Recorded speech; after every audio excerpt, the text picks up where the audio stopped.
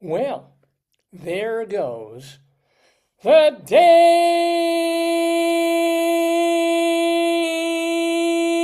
Daverhood. Good morning, everybody, and welcome to our first official Dave's Gone By episode of the new year, 2026.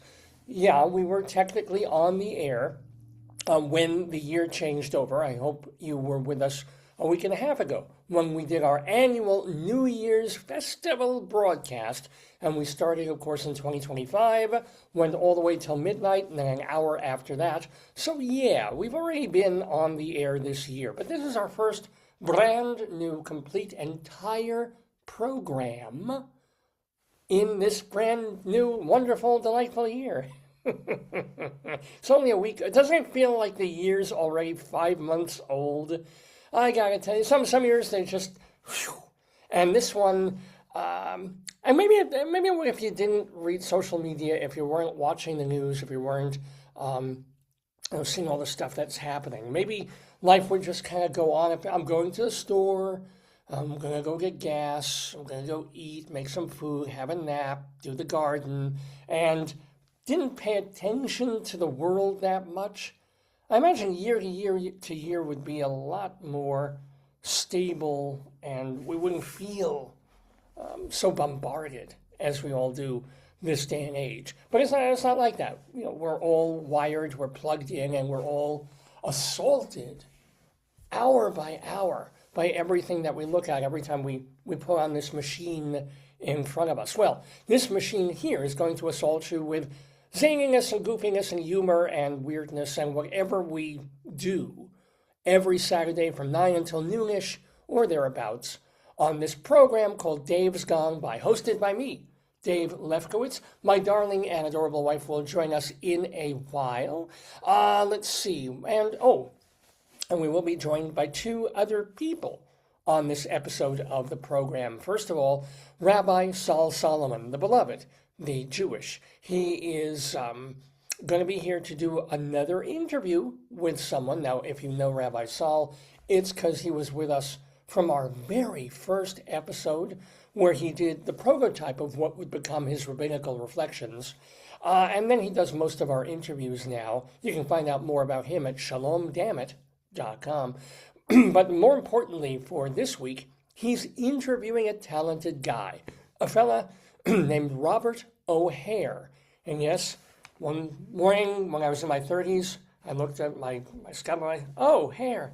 But yeah, that is the caliber of humor here on the program. But Robert HARE is a cabaret singer, and he's been performing and getting some good reviews.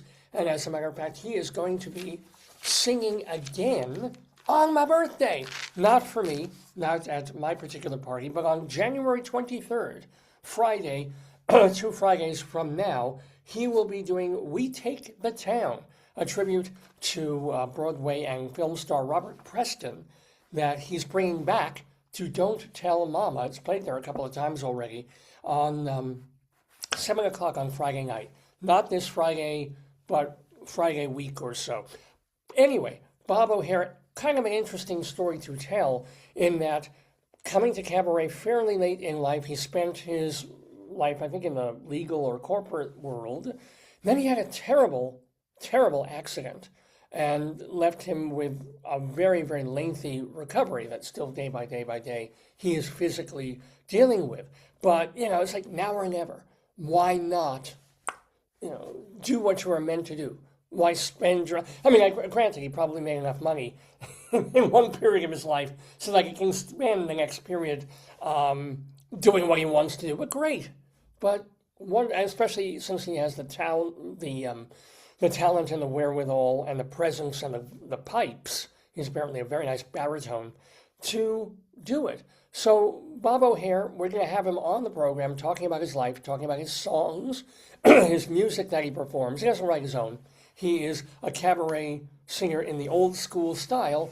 And as I mentioned, his latest show is a tribute to the great Robert Preston of the Music Man fame, of Victor Victoria, of the other Jerry Herman show that was Mac and Mabel.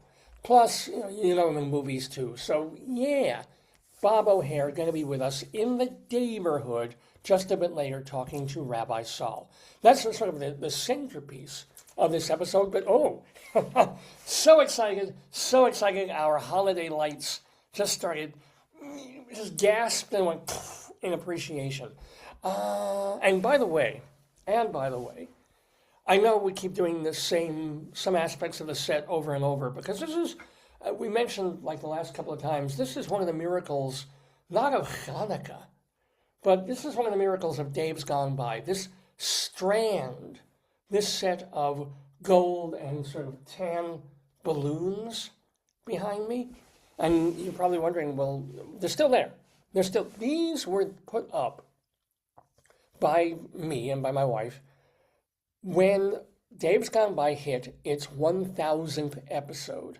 And this happened at either late August or the very, very beginning of September of last year. We hit episode 1,000. We're now at our 1,015th episode of the program. So we're talking about 3 full months later. Who thinks of this? It's a balloon. Forgive me if I'm wrong, correct me if I'm wrong, but when you were a kid and you blew up a balloon for a party, I'm not talking helium, but regular balloon, you tied it, or your parents tied it for you, it hung up, it went to thing, it was nice, the party was good, and if the balloon was still half filled in 3 or 4 days, you were delighted. You were overjoyed. It's like, wow, that balloon, that was supposed to go like the morning after the party. And here it still is. And then by the end of a week, it would be this little shriveled, like used condom of a balloon thing. I don't know, maybe it's that we're close to sea level here in Maryland. Maybe it's just my magnetism, my aura. But these balloons certainly have gotten smaller internally than they were back in early September when we did our milestone show. But, I mean, how? Now, again, they're not helium. This is just human air. Our helium balloons lasted about 3 weeks, right? We had a couple of helium with numbers on them of 1,000 and stuff. But these guys, just with regular human air in them, and we're not playing with them, we're not moving them around. They've literally been strung here for weeks, for 50, no, we skipped a show or two between my final my milestone episode. So it is more than 15 weeks, actually, that these folks have hung behind me, and they're still there. So I'm loath to remove them and get our wall back. This is also the wall, technically my wife's home office, which she lets me commandeer once a week and basically take her closet that should be for all her work and her papers and things and fill it with garbage for the show, not to mention several dozen stuffed potatoes. Anywho, yeah, she's nice that way. But also, this is where she has meetings with like students and faculty and the folks with whom she deals in her all-important work life. And she gets on Zoom, and people are like, oh, were you at a party? It's like, and then either she just says, yeah, if she doesn't want to explain, or she has to say, no, my husband has a podcast and these things, and they were there, and they're still there, and we don't know why they're there. So it's kind of ridiculous and cool. I don't really want to take them down. Certainly, since I got a birthday coming in 2 weeks, I might as well have them behind me and leave them up. But that is the explanation for the balloons resuming. These are not from New Year's. These are from literally before Halloween. These were before the Jewish New Year. It occurs to me now. It came late this year or last year. This is before Yom Kippur. These balloons. So, anywho, that was apropos of nothing, just to explain some of what's behind me. And what else is going to be on this episode of the program? Well, one of the usual things that we do and that we love to do is Greeley Times. And it is a segment that we do based on a legitimate, actual weekly column in this real newspaper, the Greeley Tribune, that's been around for well over 100 years and is still published both in hard copy and on the web. And the Greeley Tribune has a very cool column that gathers the information from phone calls that come into the local police department in northern Colorado, up around Greeley and Evans and Johnstown, not quite Fort Collins, but the more local area. But they're not the scary, oh my God, there's a fire, oh my God, cut myself, and I need an ambulance or something. It's not like that. These are the calls that come in for weirder things, for people who notice something strange going on in the neighborhood, or people want to complain about something that's generally like, why are you calling the police for this? Well, it's all public record, and the dispatcher takes these phone calls down, and then they strip out all the identifying information and just leave the location and the problem. And the funniest ones go into this weekly column in the Greeley Tribune, and then we choose the funniest ones of those to share with you every week on our segment, Greeley Times. So of course, we will have some new Greeley Times for you on this 1015th episode of the show. We will probably have Bunyan Watch. Not guaranteeing. We've done a couple of Bunyan Watches even on our New Year's show. Did you see it? We did our very festive, spectacular Bunyan Watch, which was basically you looking at my foot and seeing the shape and size of my bunion. Huh? Is that entertainment or what? And don't say what. So we'll probably do Bunyan Watch. It's kind of cold in here today, so I might not want to take off my sock and bother to do Bunyan. Maybe. Also, we'll have our Colorado Limerick of the Damned, and this is because ever since my wife and I were living in Colorado for over a decade, for whatever reason, I took it into my head to start writing poems about as many places in Colorado as I could. They were limericks, these 5-line poems, where the first and second and fifth line rhyme, and then the internal rhymes, you have 2 rhymes that rhymes with each other. Anyway, short little poems, supposed to be risque, filthy, dirty, horrifying. Most of them are.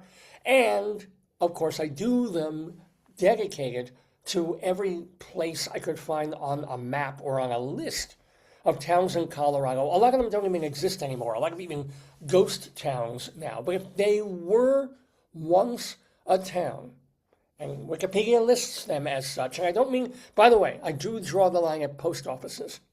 If you go to this list on Wiki of populated places in Colorado, whether current or former or ghost towns, whatever, it could have been a mining camp, can be just a little neighborhood, statutory undesignated place. Fine. They do list when a post office was named something, but if the town wasn't named that, by gosh, I do have scruples. I draw the line on writing a poem about that. But anywhere else I can find that is or was a legitimate location in the beautiful state of Colorado, I defile with verse. And I've done more than, I'm guessing about 330 of them at this stage. Somehow I keep coming up with more. Some are real or seemingly simple to rhyme. You get places like veil and alt, and the rhymes almost write themselves. But then I gotta stretch a little and push. So this one took a little doing. Our Colorado Limerick of the Damned today will be about Chihuahua, Colorado. Told you, yep, there's a place called Chihuahua. I've managed to write an evil little poem, a Colorado Limerick of the Damned, about Chihuahua, so stay tuned. And later in the broadcast, you will hear the Limerick of the Week. So yeah, all of that coming at you. What else? I mentioned Rabbi Sol Solomon. He's going to be doing the interview, right, with Bob O'Hare. But he's also going to favor us with StoryTime. StoryTime. And this is one of the simpler things that we do on the program. We take a book or something written by somebody else, so the onus is off me of creating content, and read it to you, share it with you, make little commentaries, make little jokes about it. And very often we have Rabbi Sol doing that. Well, this week, I just literally got this out of a book drop yesterday or the day before, locally. One of these places where it's a free lending library thing. You go to this house that they post all over the place, and you can leave books or take books for free. Somebody left this. Should tell you something about the kind of town that we're in or near. Feminist Press, here is their spring and fall 2025 catalog. I think hearing that, the lights just went down a little bit more. The lights aren't going down in Massachusetts, ladies and gentlemen. They're going down here. I don't know what I can do, because the more they fall, maybe grab a little more tape. Yes? If you want to talk about jerry-rigging a show out of nothing with no budget, yes, we're talking about the Dave's Gone By, Facebook-yo, podcast-yo, program-yo of the stream. Let's hope these lights don't scratch the wall. Huh? That's better. Let's see how long that lasts. Alrighty. Yeah. Oh, very good. Okay. Sure. Oh. Which Willie might be long when you need him. Anywho, here's the piece that Rabbi Sol will be talking about. This is the catalog for a legit publishing company called Feminist Press, Fall Spring 2025. All the books and not pamphlets, they're books that women and pro-women people and trans people have written that fall into their idea of feminism and radical feminism. I saw this cover, and I think Rabbi Sol is going to see this cover too. And it's like, okay, I can't even. Who can even? This is modern feminism, ladies and gentlemen. And yet, if you call a woman a cow, she gets insulted. Anyway, all right, so we have that. Feminist Press as our story time coming up a little bit later in the broadcast. And maybe we'll do Dave's Big Dictionary if the missus comes up and wants to do that as well. So we have a fun show for you, a typical, atypical program for you. It's all here on this little show that we call Dave's Gone By. It's freaking iTunes. Play. Just play. Good morning. There goes the Daverhood. And there was much rejoicing. Didn't your meds kick in yet? We got David Lefter that's here. He's a Long Island arts guy. He's got his own radio show. I want you all to really enjoy a wonderful program done by a fine artist. A glorious thing of unparalleled beauty. Dave's Gone By. Dave is one of my very favorite broadcasters, so keep on listening to Mr. Dave. Did you recognize some of the voices there? Some of them were literally recorded for my show when we were on terrestrial radio. So if you heard Fivish Finkel, when he was literally, that was part of his station ID thing that he did for my show, literally just for us. The Gilbert Gottfried, of course, you recognized, that was taken from his roast of Beatrice Arthur, going back a ways. And Joe Franklin was doing it specifically for us. So it's just kind of nice. And another broadcaster who was on WOR. And I'm so sorry for not remembering his name right now. He's still with us and still posts actively. And I think he has a podcast or even a radio program somewhere. And it will come to me. I hope it comes to me. But anyway, that is the intro that we've had for years to officially open every episode of a Dave's Gone By program. So it's been about 10 days since I've seen you, because we did our New Year's broadcast Wednesday night into Thursday a week ago, and then we skipped last weekend because I'd done 2 shows in 4 days. I needed a little decompression time. But now we're back. So, what's been happening in the Daverhood, or out of the Daverhood, really in between? Let's see. First of all, I want to talk a little bit about, try not to get too political on the show for various reasons, but the thing that struck me most of all about what's been going on this week is just how neither political party can leave well enough alone. They can't ever ride a wave and then coast on it and keep doing well and keep doing better and keep making people believe in them and hope for the best. Right? Neither party has been able to do this for years.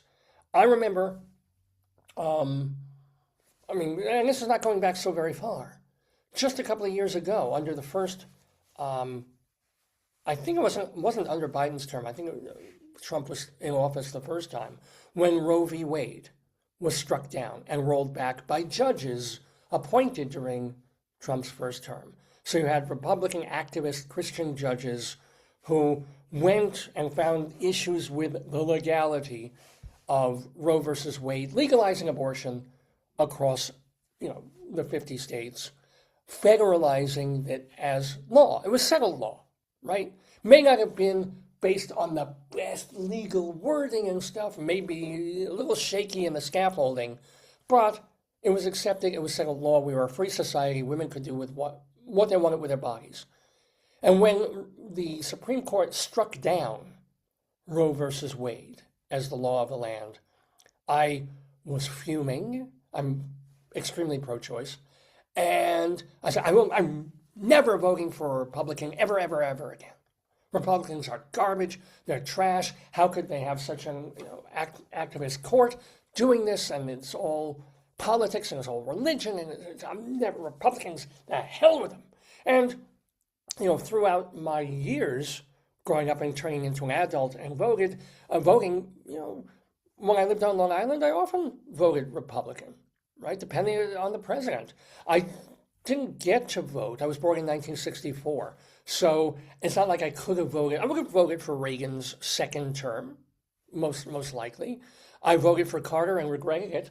I would have voted for Carter and regretted it. Reagan, how old was I? Yeah, I bet I did vote for Reagan's second term. But then mostly for president, I voted Democrat.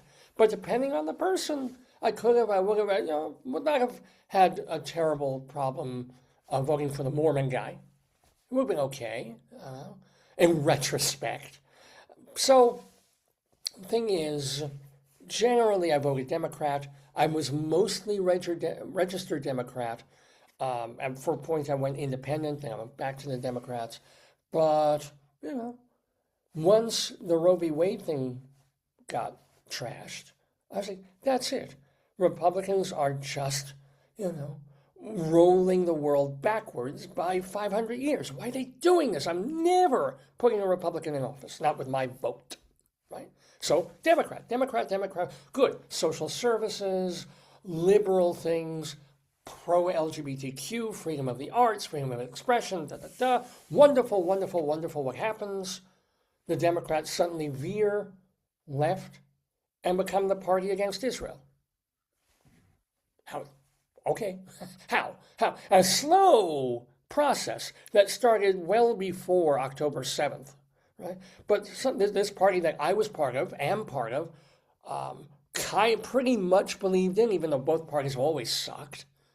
And yet, I was like, never, and then the party I'm in becomes against my second homeland, if you will.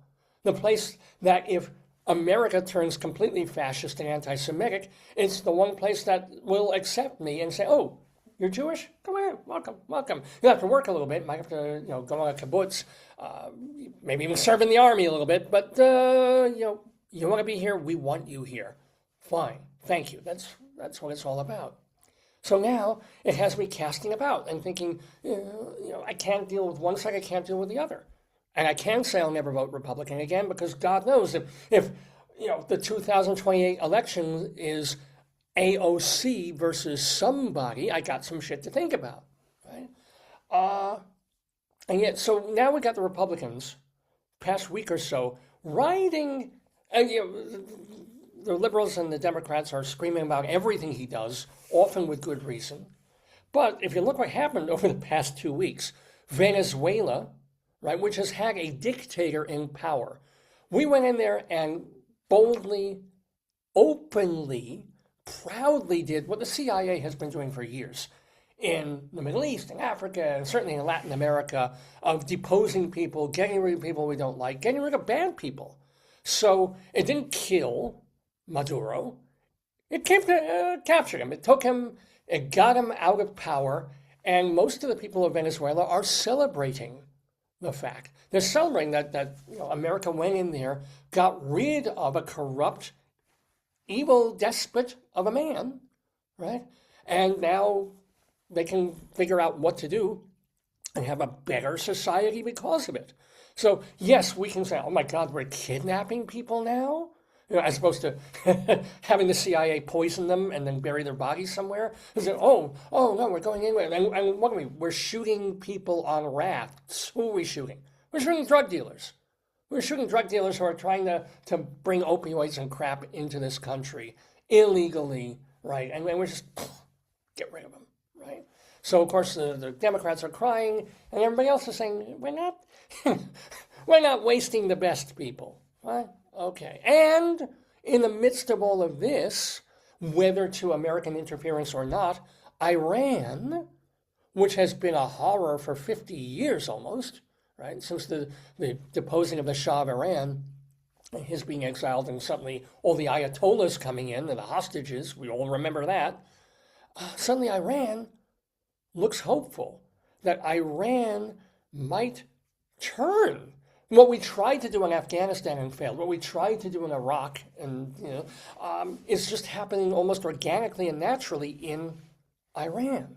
If the Ayatollahs fall, if the mullahs fall, if the crazy radical Muslim Shiite Sharia folks fall, Iran, Persia was one of these golden places in the Middle East back in the day. One of the most advanced, one of the most cultural.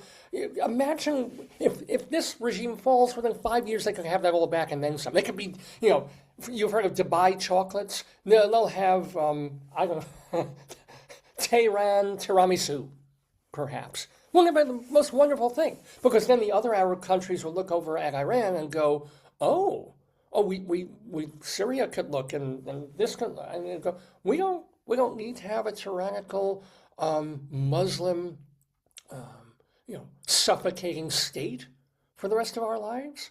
We can do. Russia could look at that. North Korea, maybe they won't see it, could look at that and go, this could be us. The unrest thing. Much as the communists still control China, Tiananmen Square did have ramifications. Much as the Prague Spring was crushed by Russia in 1968, whatever it was, eventually it was only a decade later, things happened, right? So all these wonderful, not all wonderful, but all these positive things happening while Trump is in power, while the Republicans are running things, not to mention almost every day another new stock market peak, another high in the stock market. Jobs market still okay, still pretty good. Unemployment's still good. Inflation a problem. But the Republicans can actually say, look at the world right now. It's unstable, but it's unstable moving in a positive direction. Trump is talking to Ukraine. Trump is dealing with, there's some kind of fragile peace between Israel and Palestinians. Bitch about Trump all you want in his dictatorship-y ways, but things are good, things are good, things are good, things are good, things are good. And then, literally, what happens 2 days ago, right? ICE, which are federal agents, they're not the National Guard, they're not the Army, they're not the police, but they are sworn federal agents supposed to be doing their job, go overreact and to most eyes, not Fox News eyes, but to most eyes, commit murder, right? This guy, there's a woman who's obviously causing trouble. She's unarmed. She's a poet, lesbian poet, pillar to her community, a mom as well. But she's there to make ICE miserable and block them with her car and do all these things. So what do? You know, they start yelling she starts yelling at and annoying them. They walk over to her in kind of a threatening, aggressive manner, and she floors it. What I figure is what seems to be from the video a flight or fight response. I'm kind of like, oh, they're coming at me, they're armed, I've made my point, I'm gonna, jerk my truck out of here. In the best of circumstances, the ICE agent misreads this, sees that thinks that maybe she's trying to run him over, or at least sideswipe him on her way out, rather than just her trying to get the hell out of there. And he shoots point blank 3 times into her head, killing this woman instantly. Right? And suddenly, all the Democrats protest about ICE and how it's got nothing to do with true finding real criminals and getting them off the streets, but like just going after foreigners, going after people they don't like, going after people who aren't quite like them, and just being fascistic and murderous in their manner and belligerent because they're bully boys. And there it is. And suddenly you look at this and then you turn on Fox News, which we don't even get cable. I don't want to watch Fox fucking News, but we go to the gym and there's like 10 televisions lined up when you're on the treadmill. And 3 of the televisions, the audio doesn't work. One of them is movies I don't want to watch. One of them is the housing channel, which is okay. One of them is music videos I have no interest in. So you've got Fox News and CNN the audio doesn't work. So I find myself looking at Fox News, hearing Fox News, and watching idiots like Jesse Waters and the blonde Greta. No, is it Greta Van Susteren? No, the other one. And spinning this immediately as she was trying to run him over. They were causing trouble. This is what the Democrats bring because they bring chaos and don't let just ICE agents do the job they were sworn in to do. And, so not even remote, because they knew immediately from people watching this, before media had any chance to even say anything, they knew, oh, this doesn't look good.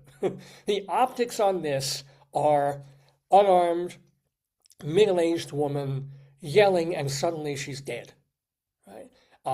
Trying to get out of a situation with her vehicle, and then somebody just walking over and blowing her head off. So the Republicans had a diamond week until their methodology turned it all to coal and ground it down to crap. And it leaves you once again saying, I hate the Democrats, can't deal with them, too leftist, too radical, too anti-Israel, too this, and then, okay, Republicans doing some good things, maybe not in the right way, but, getting things in this, and then, oh, no. Oh, they really are turning this into a bully police state fascist regime. Shit. Who are you gonna pick? Who are you gonna vote for? I don't know. Makes me think, I guess I'll spin out on this a bit more, because not that I have any empathy or sympathy for the ICE agent who shot this woman or the people who created the situation of taking someone who's protesting and could have just been kind of, call the cops, get her off, get her locked up, so forth, if she's obstructing things. But, I'm sure the best agents, 90% of them are just guys deputized doing their jobs, don't want to kill anybody, don't want any of this. They're just, look, there are illegal people or people who are here illegally doing bad things. Let's get them, right? And that's okay. I'm for that. And I also understand what it's like to be like, I'm here to do a job. Because I was deputized once, sort of, in a manner of speaking, as a census taker. This is going back for about 15, 20 years. Not, I guess, the most recent census, but the last major census that was done. I was casting about for a job, would take pretty much anything. And so they were offering at a pretty decent hourly wage, work for the government and collect census data. Again, which is not the same as National Guard, which is not the same as deputizing people to be, law and order folks. It was collecting valid information that would go into the census, and thousands of people all over the country have to do this. And I wasn't even in a car back then. I was still on a bicycle. So this really does go back. I was living on Long Island still before moving to Colorado. Took the gig, got sworn in, because you have to swear that you're going to do it. You have to swear and promise to the American government that you're not going to commit fraud. That when you fill out forms and when you put the dots and do the things of like 3 people live in this household, and this is this, and they're here, and there was someone living there widowed now, and that it's all the truth, and you actually conducted the interviews, went to the places, because if not, you're doing something fraudulent. And they actually give you want to talk about Big Brother, an early version of GPS. Before I ever had one, like a model in the car, or now we have it all on our phones, of course, they would give you this little handheld machine. And it was both positive and negative. Negative in the fact that they would literally track you. You turn the thing on, and it would show where you were to prove that you were actually going to all the buildings and the streets that you said you were going to. The good part about it was that, if you're in a car or I was on a bike, you can't have this big map to find these streets and these buildings. So if you put where you were looking for, it would show on a blue dot on this device. And you're like, oh, there's a street over here. I just have to go here and here to get to the next blue dot. So in terms of being convenient and helpful in letting me do my job, it was kind of great. So the reason I'm aligning this with and comparing this to the ICE agents and the people that are doing what they're doing is that I felt, deputized. I was deputized. It was like I am working for the federal government in an important job. Right? So when I'm going around and I'm asking people, hey, hi, I'm from the U.S. Census. I have an ID, right? I just have, I think it was like 4 questions to ask. How long, I don't even remember, but how long have you lived here? How many people are in this residence? Boom. Nothing personal, not income, not are you in a wheelchair? No, just basic, how many humans? And maybe is there anybody under 18, over 18? I wish I remembered better.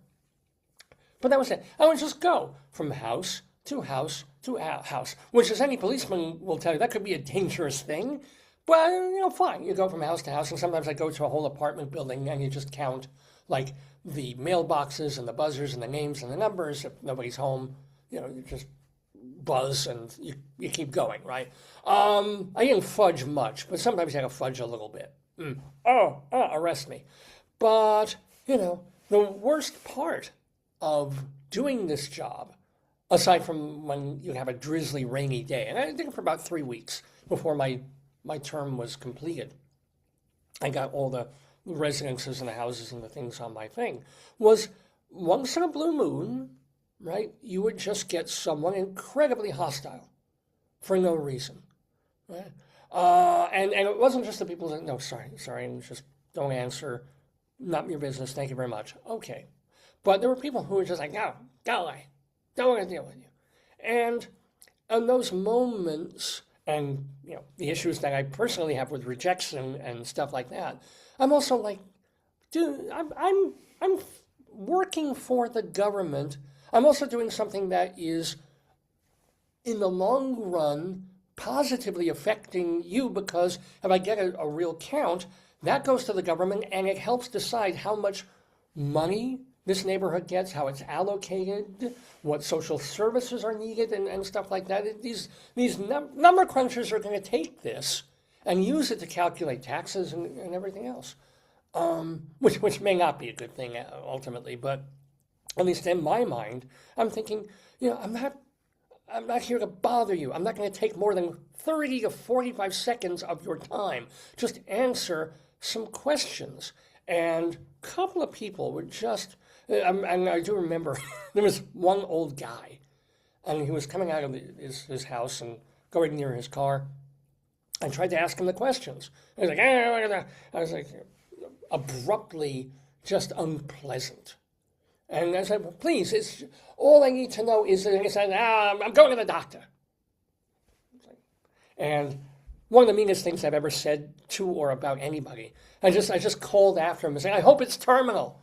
Which I don't know if that would have gotten me fired by the government, but I kind of did. He didn't look so hot, so maybe it was. And then I just remember knocking on this other woman's door of her house.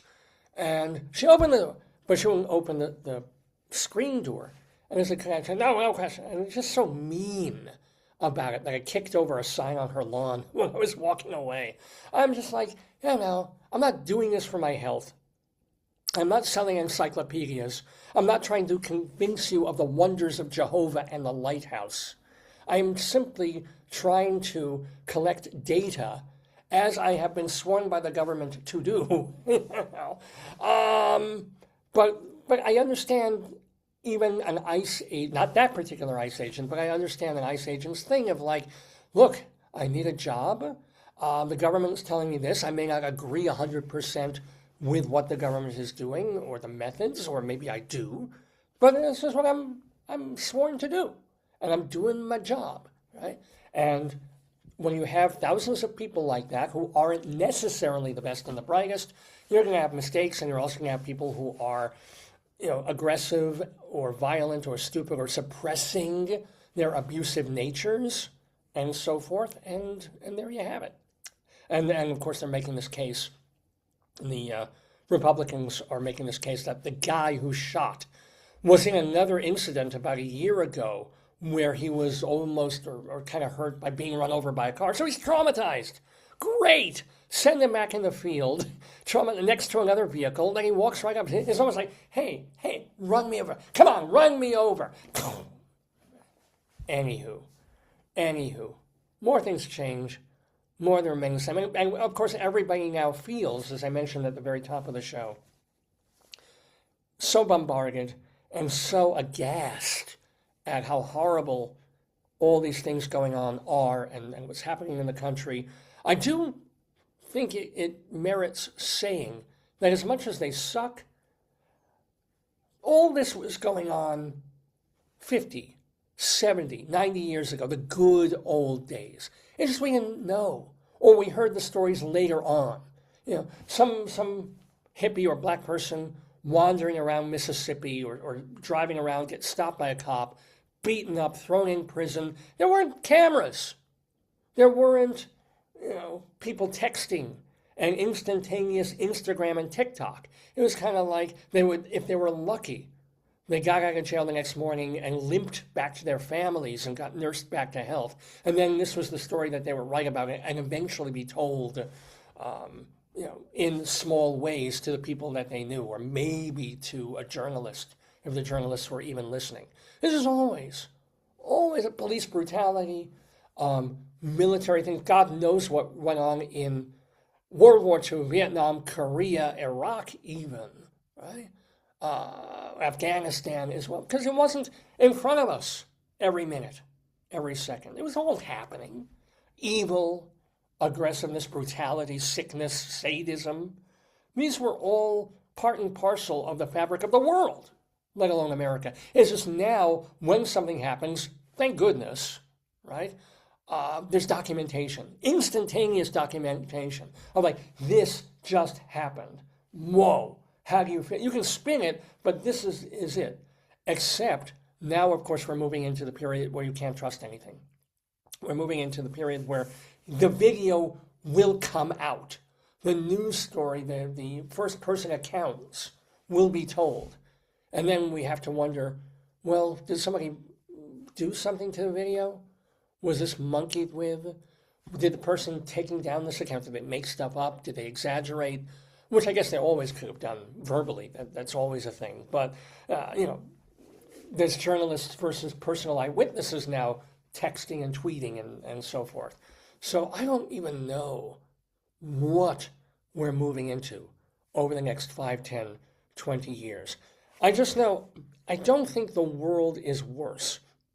I think we're just shown so much more of the worst of the world that it's affecting us and oppressing us and depressing us.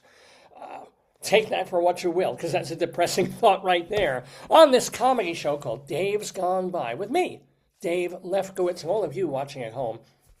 If you want to know more about this wonderful, wonderful program, please go to my official website, davesgoneby.com, DAVESGONEYBY.com. What? I'm trying to look at my mail just to check something, and I'm saying the wrong thing. Dave's, G-O-N-E-B-Y, davesgoneby.com. We've been on the air since 2002, and we've recorded and saved almost every single broadcast that we have done since that very first day, back on WGBB Radio. That episode is on our site, as is our 5th show, our 105th, our 705th, our 900th, our 1005th episode. You can click and watch for free at davesgoneby.com. They're all there. And they're also at archive.org. Archive, like the word archive.org. We don't own that or anything, but we have a channel there of all our interviews and all our episodes. So you definitely want to just, if for some reason my website is down, you can see everything at archive.org. Plus, we keep our audio archives, if you just want to listen to the program, at castbox.fm. That is specifically for podcasting. So it's castbox.fm. And, if you're on the go, if you're at the gym, at the gym, you can actually put your phone down and watch. But if you're in a place where you can't really watch or you need to listen this way, or driving, just do the audio. Castbox.fm is the place to download this show as a podcast. Plus, we have our YouTube channel where most of our stuff is posted, although a lot of things have been muted owing to copyright issues back when we were playing a lot of music. And we are, of course, on this Facebook page, Dave's Gone By, which used to archive all our older videos. Facebook changed its policy, and now it says you can only watch videos from like the last month, and then they're automatically deleted. Whatever.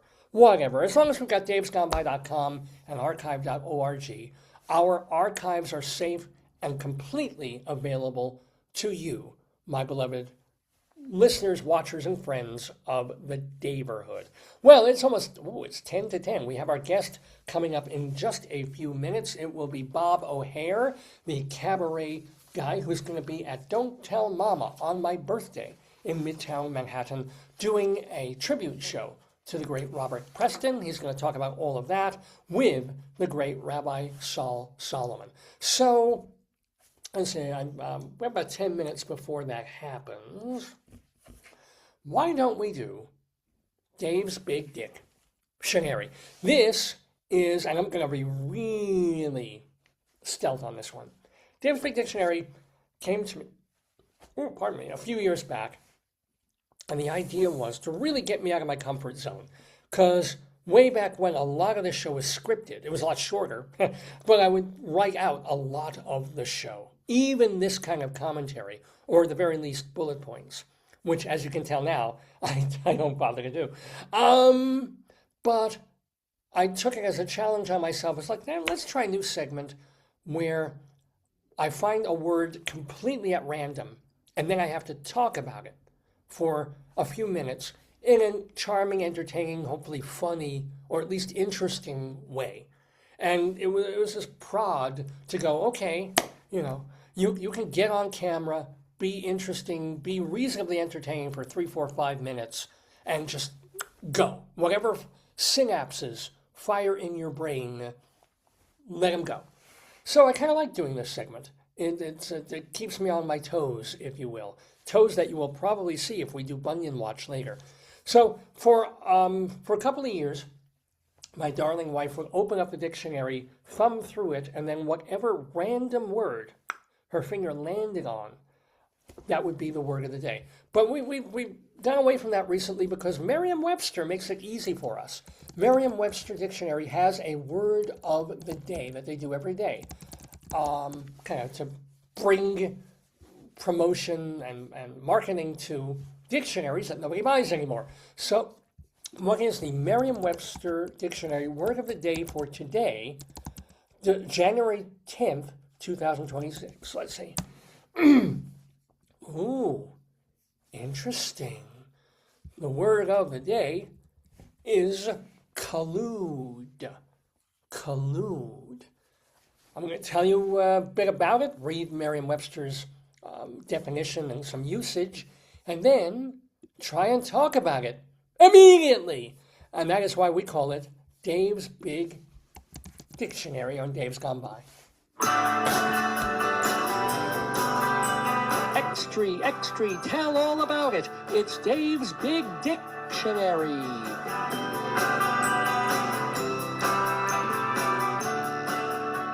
Okay, so to collude means to work with others secretly, especially in order to do something illegal or dishonest.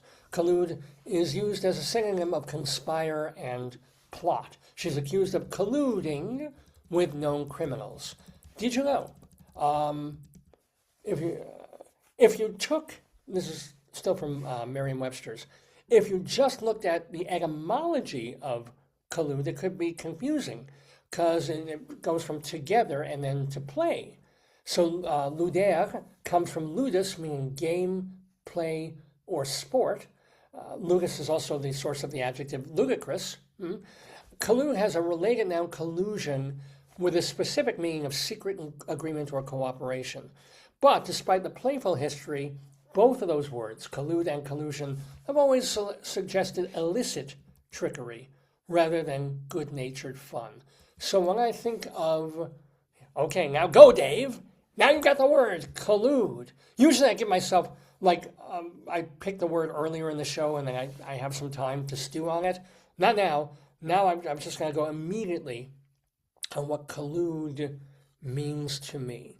Well, living a life of collusion. No, I guess since I ranted for the first part of this show about Democrats versus Republicans, this versus that, at the same time, there may also be a sense of so many forces that we can't even see or don't even know about colluding with each other to control us, to make us buy certain things, to make us believe certain things. So it is entirely likely that when we go on our Facebook feeds or our Twitter feeds and we're just fed this stuff, including rage bait, right? That the people who somewhere behind the scenes or the computers behind the scenes that are making everything happen, the ones who have things that we absolutely firmly and seriously believe and then are posting like you must, this is true and this, you must feel this way and this way and we agree, yes. And then you've got the rage bait clicks of like, hey, this is, look at what the Democrats are doing. It's like, wait, no. And you're just like, no. Don't you just get the sense that both of them are just some guy in a basement, like forcing people to engage, right? So there's this collusion between the left and the right, and it's all just a way of keeping us glued to our screens, whether we're going, yeah, and the Romans cheering on the lions, or going, no, the team, any team that or home crowd watching its team lose horribly. It's like, no, no, and just violently, furiously going against that. I do sense there's just this collusion of all sides to make that happen.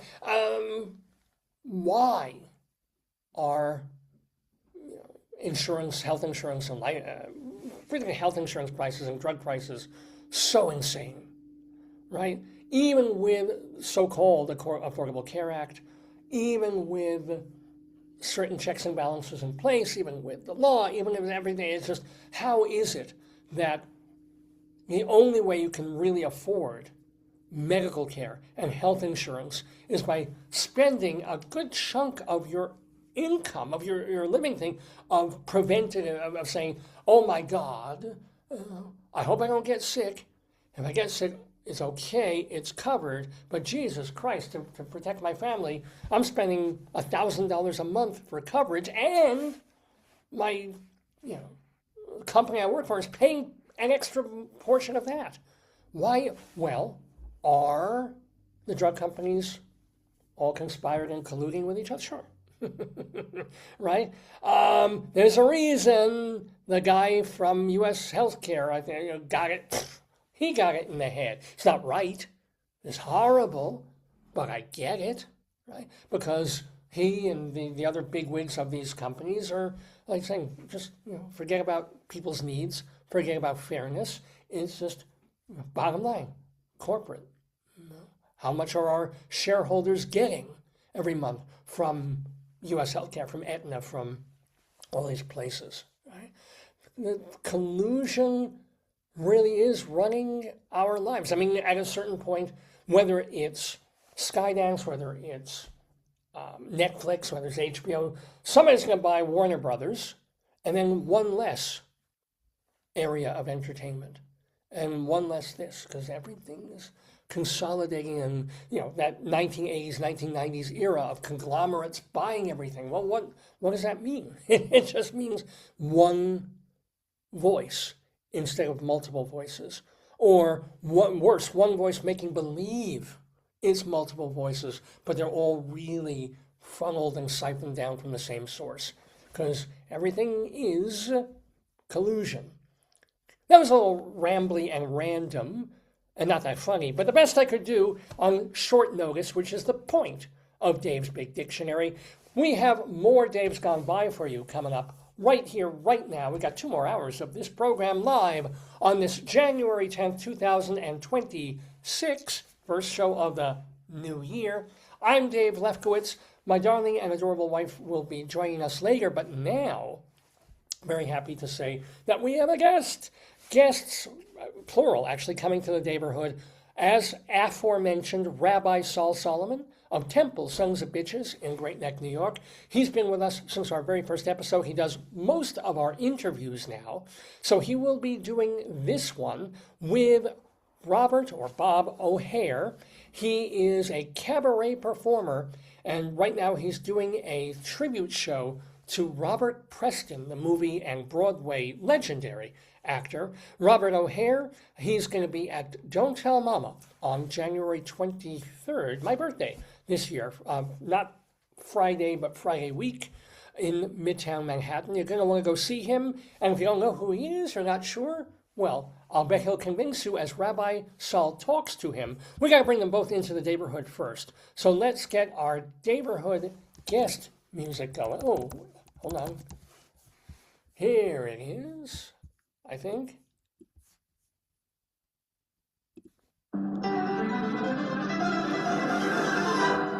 Hello, hello, hello.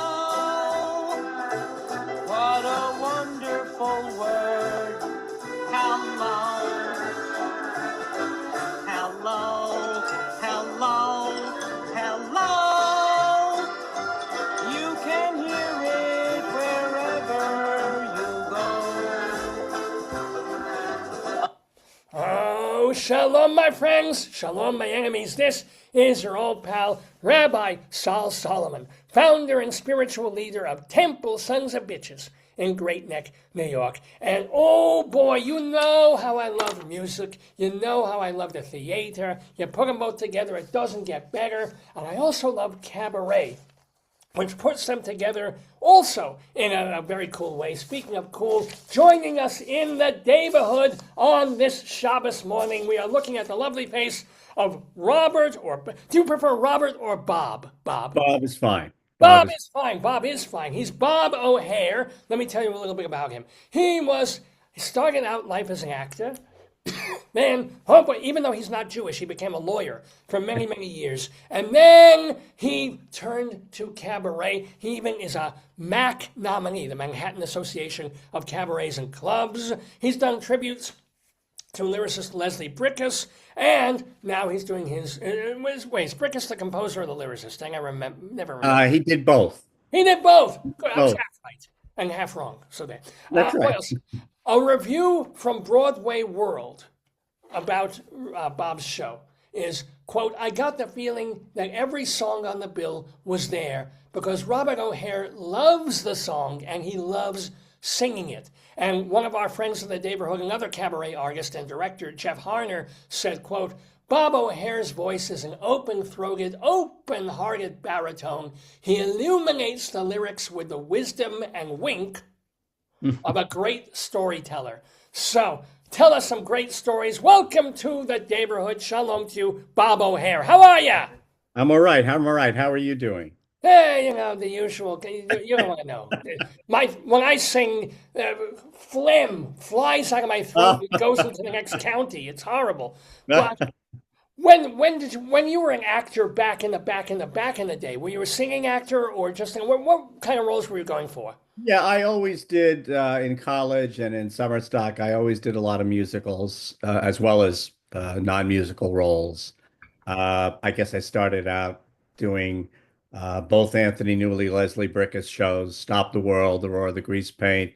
I did Rutledge in 1776, which is the big song Molasses to Rum to Slaves from the show. I've done a whole series of musicals and over the years. So I was always interested in that. And So let me. These are major musicals. You didn't do them in New York. You did them where Straw Hat. well, I started in college, doing them in college. I did summer stock. I did do a soap opera, a few appearances on a soap opera, Another World, way back when. And then I decided that I wanted to pay the rent on a regular basis, shall we say. So I went to law school and I became a lawyer, and I'm actually still a lawyer. I practice for Johnson & Johnson here in New Jersey. Whoa. And so I'm still doing that. And that still pays the bills. I'm sure it does. So what kind of law is it? Contract law? Is it torts or? Well, initially when I started out years ago in law firms in the city, I did litigation. Now I do contracts. I write and develop contracts for capital equipment and IT systems and analytical systems and things like that. So. There's a reason I don't work for J&J, and it's not just because I never wear baby powder. But let me ask you then, also, were you a showy child? Were you a child that was always trying to get up on the table and, Mama, I'm here? No. I always liked music. I always liked songs and things like that, but not really. When I was in high school, I was in the chorus of a few productions and stuff like that. And then when I went to college, I just decided I was going to try out for the Drama Society, and that's what I did. But I've never been. I mean, I know some folks have friends who are in various entertainment things, and they're the kind of people that are always on, if you know what I mean. I'm no not. idea what that means. That's not me. That's just not me. But I can, when I want to, I can get up and I can sing and I can entertain and I can act. And then when I get off the stage, I don't. Let's put it that way. No, yeah. So let me ask you though, when you gave it up, when you were you did a soap opera, as you said, you did the itinerant tough life of Yeah. a person who's doing regional and Strahan community and local and theater like that, and you put on your lawyer cloak, did you Right. give up the arts completely I except as a did. spectator? I will tell you, going first, when I first got out of college, I was still doing acting. I was teaching. I became a vice principal at a small Catholic high school down near the Holland Tunnel in Jersey City, which the school is now gone. It's been sold for condos. But that's when I decided I needed to go to law school. So I took my wife was kind enough to agree, and my parents helped, and I went to law school for 3 years. So I didn't do any entertaining or anything during the 3 years. And then when I got out, I really didn't do anything as develop as a lawyer, and especially if you're practicing litigation as I was initially for a big New York law firm, your time is not your own. So I really did not do anything um, for 25 years. And then a friend of mine who we had acted together in college lived nearby me here in New Jersey, and she mentioned that a local group was doing a production of Sondheim's Follies, and she said, "You really should. I'd really like to see you audition." So I did, and I got one of the two male leads, the part of Buddy, and that sort of started me back. But I realized at that point I was not working for a law firm. I was in-house. I was working as an in-house lawyer. But your time is still difficult. So I decided that instead of trying to do various theater productions, I would do cabaret. So I got a hold of a friend of mine who had been a musical director in college for me, who was now running one of the it was called Singers Forum. It was one of the major vocal academies in the city, if you will. And I started taking lessons with Philip again. And ultimately, that's when I decided I was going to do cabaret shows, because what you have obviously you're working with a music director. I don't play the piano, so I cannot accompany myself. But your schedule is a lot different because you're not tied to the cast of a play, where you don't want to hold other people up because you can't be there on X night or Y night. So that's and I guess that would be, we're talking probably 2005 or 6, and that's when I started doing cabaret shows. Wow. Well, let me ask you, when you decide to do, and you're working with this musical director, is he tailoring the piano to your accompaniment, or is it just a regular fake book thing? How long does it take to put together, like we're doing 15 songs, whatever it is, and Hey, well, for me, because I'm still working full time, or I still work full time, and I don't live in New York City. Now, my musical director, Tom Nelson, lives in the city. My director, Eric Michael Gillette, also lives in the city. It takes me probably close to a year to put a show together, between getting the idea, sitting down with them, particularly with Eric Michael, deciding is it a good idea? Is it a lousy idea? And then if we think it's a good idea, going through the catalog. I mean, obviously, I would know some of the songs, or I wouldn't have said, let's do Artist X. But it takes time to put it all together, and then to start actually working on the songs and have things, as you say, sort of tailored to your voice. The song may be written in X key, but maybe you're more comfortable in a different key.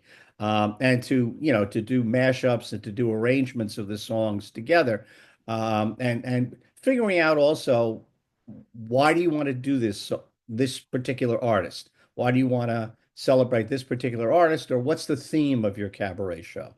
I've done shows that are like the one I'm doing now is a tribute to the shows of Robert Preston, the original Music Man. I've also done other cabaret shows that are based around themes. They sort of tell a story. I did one back it's funny, as I was starting to go back into cabaret in 2009, shortly after I did my first show, I had an accident. I was working on the house here. I fell from the second story, and I had to have I had a spinal cord injury.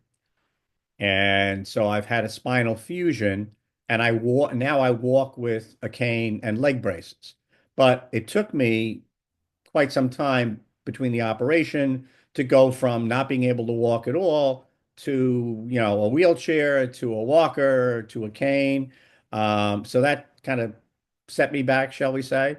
How But long was that process, by the way? How long between that accident? process, Yeah. let's see, I fell, would be September of 2009.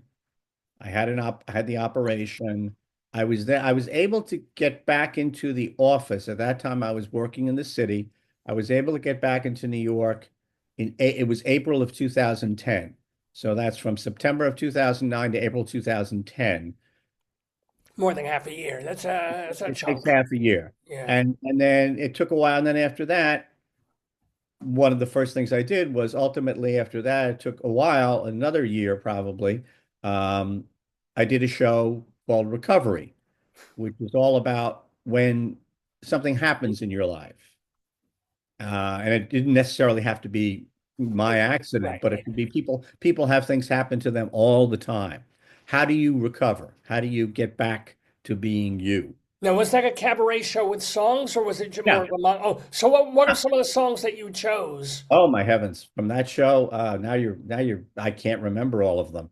I mean, there was some Sondheim songs, there was some Bricka songs. There was a series of songs. All, talking about, when events happen, how do your friends react? Do your friends support you? How do you react? How do you get back into the flow of things? So that was really the first show I did after my accident. And then since then, I've probably done a new show, I would say every year and a half to 2 years. By the time I put it together Sure. and then actually perform it over a series of months. So it takes time for me. And I walk with a cane and leg braces. So the easiest part of my show is there's no choreography. Once I get up, I walk up the aisle, I sit on the stool on the stage. That's it. That's I'm easy. there. It's Right. easy to light me. I don't move. Yeah. But you're in Jersey. How do you manage the Oh, subway? I used to when I was working in the city, even after my accident, I commuted by bus and train. Oh, It wasn't easy, but I did it. Now, primarily when I go into the city, I probably drive more than anything. oh, yeah. And I always try to find a parking lot that's nearby. It's not cheap. And there are times when obviously New York City with the traffic. But yeah, I mean, for example, I have a rehearsal tomorrow morning for the Preston show because we have another performance on January 23rd. Friday the 23rd at Don't Tell Mama. That's the producer's birthday, by the way, of the show. Dave Oh, really? Lefkowitz. That's his happy birthday. If he All was right. in New York, he'd spend it seeing your show at That's DTM. great. That's great. Yeah. So, I mean, I have a rehearsal tomorrow morning in the city at a studio on 65th Street with my musical director, Tom Nelson. We'll rehearse the show tomorrow. It takes about 2 hours to rehearse. So I will drive in. I park down the But block and. forgive me for being Jewish and concentrating on money here, but all this rehearsing and the renting of the studio and the commuting, and then you do a show at Don't Tell Mama, a few dozen people, right? It's not a room that holds 7,000. No, no. Is there any? I mean, is it you're doing it for love, or do you even break You're even doing at all, or what? you're doing it for love. I don't what proceeds I actually get after, not even counting paying the band and the music director and the director and all that stuff. What proceeds I do have at the end of the day, I donate. In this case, usually I donate to a charity called Benjamin House, which is a house. It's in North Carolina. It's a charity that's very favored by my director. And it provides a place to live for adults who might be on the sort of on the autistic end of the spectrum, helps them get work and live and everything like that. So I usually donate whatever proceeds I have to Benjamin House. So you don't I don't make a living at cabaret, let's put it that way. There are people, obviously, an artist such as Jeff Harner or somebody like that, that this is what they do and they're professionals. I don't do that. Well, he probably gets because he directs a lot. So other cabaret artists pay him so they Right. can lose money doing their shows, and that's how. Well, a fellow who used to do a lot of musical directing in cabaret, Don Rebick, once said, you can make $1 million in cabaret as long as you spend two. So it's a great art form, but to make a living at it, you have to obviously be very good, and you have to, as with anything in life, you have to really work at it. Oh, of I course. mean, you have to travel all over the place, and you have to do all these different things, and there are folks that do that, and that I'm not. Well, you don't have to be. You're in a position where you're ready to do a show. You do it. You thank Right, God you're a lawyer. You're still a lawyer, so right, a couple exactly, of billable hours, and right, you're in. You right, get the rent. You exactly. got everything paid. That's That's cool. right. That's exactly right. Yeah. So you got the Robert Preston show. I'm assuming we're going to hear some songs from Mac and Mabel. Maybe is that in there? Yes. Yeah. There's at least one song from Mac and Mabel. I won't send roses. Of course. Yeah. There are, of course, songs from the Music Man. You Got Trouble, Light a Rose. I forget what other one. Those are from the Music Man. We also have a number of songs from I Do, which was a big Oh, hit for right. him. A song from Victor Victoria, the film that he did with Blake Edwards. And we also have, and this is the title of the show is called We Take the Town. And we also do some songs from shows that were not successful for him because he did a lot of those. Uh, excuse me, I'm just going to sneeze here. Gesund, so gesund. Right. We do a couple of songs from We Take the Town, which was a show that I guess it was after The Music Man was a hit, and it was a musical about Pancho Villa. Sure. Played Why he not? he Yeah. played Pancho Villa, and it was he got great reviews. He swore people would talk to him years later. That was his. He said, "Music Man notwithstanding, that was his best performance." But Whoa. the show never got to New York. It closed. It was either Philadelphia or New Haven. One of the songs we do from the show is a song called "How Does the Wine Taste," which was actually plucked from obscurity, if you will. Plucked. Good Uh, word. Yeah. excuse me. So gesund. Excuse me. Sorry. Yeah, It sure. was plucked from obscurity by a young Barbara Streisand. Barbara Streisand was up for consideration for the female lead in the show. She didn't get it, but she remembered the song and she put the song on her first LP, My Name is Barbara. So Wow. we do that song. We do another song from that show, which was sung by Pancho Villa's gang. Which was, Musicals are so. and Stephen Sondheim saw the show out of town and he wrote to the composers and he asked, could you send me a copy of this song? It's called Silverware. And he later included that song in a list. There was an article years ago, the 10 songs that he wished he'd written. Whoa. Silverware was one of them. Are you Uh, doing that song from the Pancho Villa show? Are you? yes, we are. Oh, We are cool. Oh, we're good. doing that. We also do a song from The Prince of Grand Street, which was also it was written by Bob Merrill, Oh, who wrote the lyrics for Funny Girl and Henry Sweet Henry and some other shows. And we do a song from that called I'm a Star, which is a really good song, but the show was a bomb. It just didn't make it. it So happened.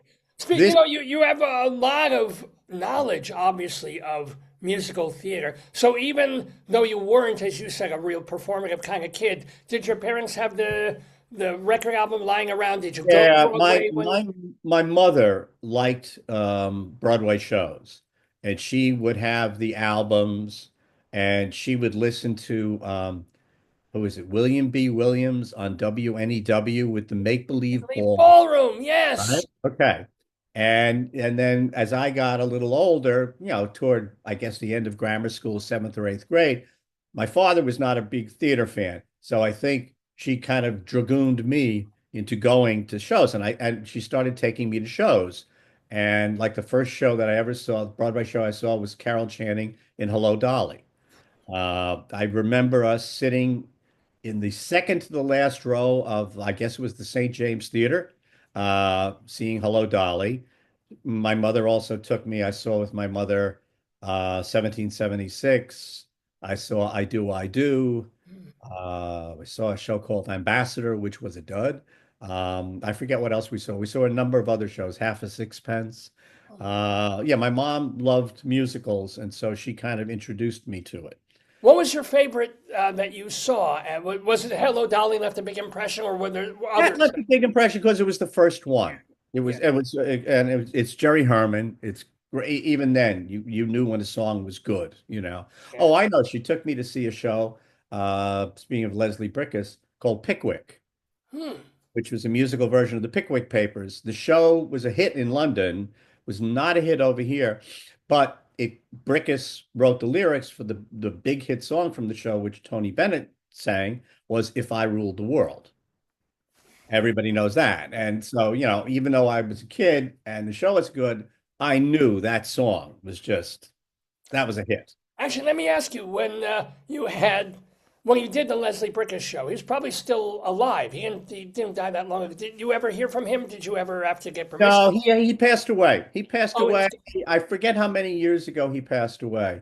But he has, if you're, he has written, he wrote a book. It's kind of a biography, autobiography, of, his life and everything and all the shows. And he knew so many people. Because he not only did, well, he did the two Brickus Newley shows, Stop the World with What Kind of Fool Am I? Roar the Grease Paint with Who Can I Turn To? He also wrote the score for the film version of Goodbye, Mr. Chips with Peter O'Toole, which has some that's a lovely film if you ever haven't seen it. You can watch it on YouTube. It's really good. He also wrote the lyrics to Henry Mancini's music for Victor Victoria.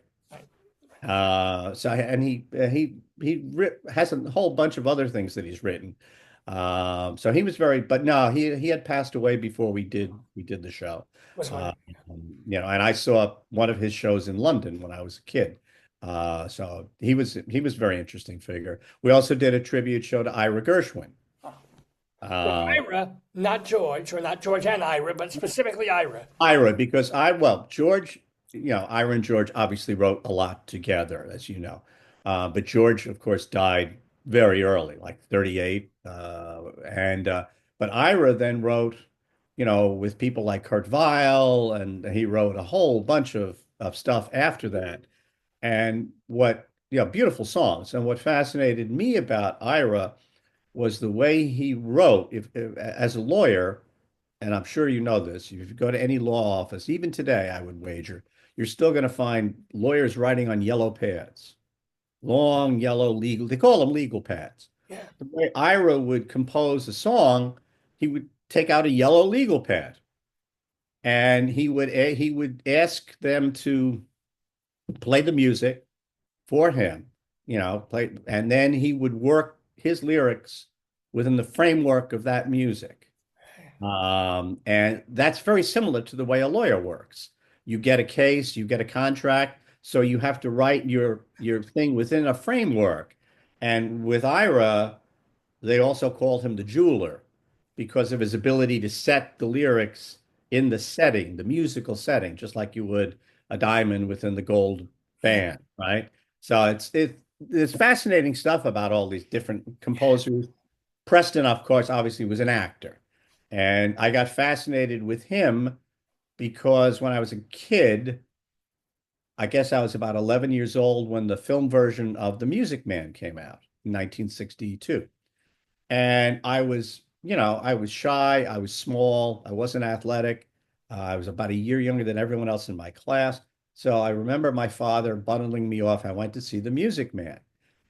And I loved it. And the thing that fascinated me the most, and it fascinated me throughout Preston's career, he always seemed, at least in the musicals, totally in control. Nothing fazed him, especially in The Music Man. He just had control of everything. And I was a kid who had control of nothing. So I just sat there and said, wow, if I could be like this guy. I could do whatever I'd want to do and everyone would follow me and all. And that's part of the fascination I had. And he kind of had that aura throughout his career. If you see him And in I when Do. you're on stage, do you feel like that? Do you have that moment where the spotlight hits and the crowd's looking at you, and you are, even if you're not in the Robert Preston show, whenever you're doing a Yeah, cabaret? I think there comes a point, and I can't speak for every singer or artist. I think there comes a point where once you've rehearsed the show and really got it under your belt, so to speak, and you're performing it, there's just a point where, especially in cabaret, because it is such an intimate medium, where even though the lights, you can kind of see people. I mean, you can see them. You can't necessarily see every face, but you can see them. You just get a sense, hey, I'm in control. This is going well. They're with me. They'll go with me. You kind of get that sense, and that gives you a moment, at least, of a little bit of a relaxation, which enables you perhaps to do the numbers better because you're not worried about. Now, it doesn't mean you're not going to forget a lyric, but generally speaking, it just gives you a feeling like you kind of know they're with me now. I've got them. They're with me. They like me. They like what I'm doing. And yeah, you get that feeling, I think, and that helps. So when you were first started going to do cabaret instead of musical theater, did you school yourself? Did you go to 88s and Feinsteins and all these places to see these other performers? And who were some of your favorites if you did? Well, I started, yeah, I guess I did. I started, as I said, I started at Singers Forum taking, a vocal training, first with Philip Campanella before he passed away. And then, and I'd always worked with my music director, Tom Nelson, through another friend. And through Singers Forum, I met Eric Michael Gillette, who is now my director. And I've taken classes with him and obviously started to go see his performances. Now, I don't know, Eric Michael, you may or may not know, for many years was the ringmaster of the Barnum and Bailey Circus for like 11 years, 12 years. That's what he did before he went to Broadway in New York, did some Broadway shows, and he still acts and he teaches. He's a well-known vocal teacher in the city. So I would go see some of his shows, and I would help me understand what really goes into it. And then he would recommend that I see other people's shows, and I would go see people like Jeff Harner and KT Sullivan, and people that are professionals at this, and to see how do they do it, how do they put things together, and you take all that in, and you kind of get a sense of this is what it takes in order to perform a show successfully, and hopefully over a period of years, people start to know who you are. So they will come. That's a good thing. So at least you and the band don't outnumber the audience. Let's put it that way. By the way, we do want to stress, and because you talked about the arrangement and the piano, when you are doing the Leslie Bricusse show at Don't Tell Mama, We Take the Town, it's not going to be just you and a pianist. You have a trio there, the Tom Nelson Yes. trio. Yeah. Yeah, I backed up by the Tom Nelson trio, which is obviously Tom Nelson is my music director and the pianist. Tom Kirshmer is on bass, and Peter Grant is on drums. And these are all professionals. They back any number of other folks. The show is directed by Eric Michael Gillette, who's also a professional. And he helps in this show. We have he and another person, Gretchen Reinhagen, who's also a multiple award winner, who have kind enough to be sort of ensemble, if you will, because some of the numbers, particularly from like the Music Man, you can't sing them as solos. Like if you're going to do You Have Trouble, well, you got to have some townspeople here. So things like that. So it works out pretty well. It works out pretty well. Yeah. So it's not just me up there. It's me, three-piece band, and a two-person ensemble. I would love to have a band behind me when I'm doing my sermons. At the moment, I would even settle for a great big pianist. But I don't know where I'm going with that. Yes, I do. Anyway, we're talking with Bob O'Hare here. We have a couple more minutes with Bob to tell us about cabaret, to tell us about the show that he's doing. So let me also ask you, you seem to be friends on Facebook with another cabaret performer, another friend of the Daverhood, a guy named Richard Holbrook. Yes, Now, Richard. Richard, you had a terrible thing to get over a few years ago, and it took you, as you said, Yeah. more than half a year even to just walk and get to New York and then do. He's been going through several times in his life, and again recently. Do you sort of commiserate and help each other, or you don't even talk Yeah. about the bad stuff? No, Richard, I got to know Richard because his music director is also Tom Nelson. So that's how I got to meet Richard. I met Richard through Tom. I remember when I first told Tom I think I'd like to do a show, he was doing a show with Richard many years ago at Danny's Hideaway. And he said, well, why don't you come and see what we do? Which I did. And Richard, as I'm sure you know, is one of the most beloved figures in the New York cabaret community. He just is because Richard goes to see everybody. He's a great performer in his own right. He sees everybody, he writes up for everybody, and he's just so supportive. And over the years, again, because he was doing his shows through Tom and so was I, we've become friends. And he's helped usher me, if you will, into the cabaret community, and he helps me publicize the shows because people know his name. They may or may not know my name, but they know Richard, and they've seen him or whatever. And he's just a great person. He's a great talent, and we commiserate with each other because he has been recovering or a number of times now in the last few years from medical issues, and he is continuing to do that. So he's just a wonderful man. A very we both wish so much that he can get back at some point to singing because he's a wonderful cabaret performer.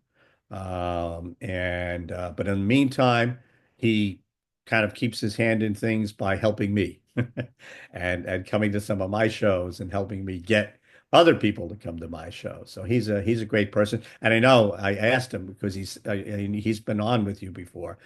And he said, "Oh, you'll love it. Da, da, da. It's just great, you know." So he sends his best. Well, we send mazel and good gesundung health back to him, of course, and to you. Let Thank me ask, do you go see, because a lot of you're doing a Robert Preston, tribute Leslie Bricusse, which are not so recent anymore in terms of content. Do you go to modern Broadway shows and musicals, listen to them? Do you hear any songs that you pluck the way Sondheim did when he was? I haven't. I have been to, I mean, I've seen Hamilton and we went to see the Lincoln Center production of Ragtime last week. There are other shows I've seen. I haven't really plucked anything from those scores yet. But I mean, I still go to the theater a lot. Cool. I just haven't found anything in those particular scores that would suit me. And the other thing with cabaret too, you have to, I know whenever I sit down with Eric Michael about, well, we're going to do a show, he will always ask me, well, why do you want to do that?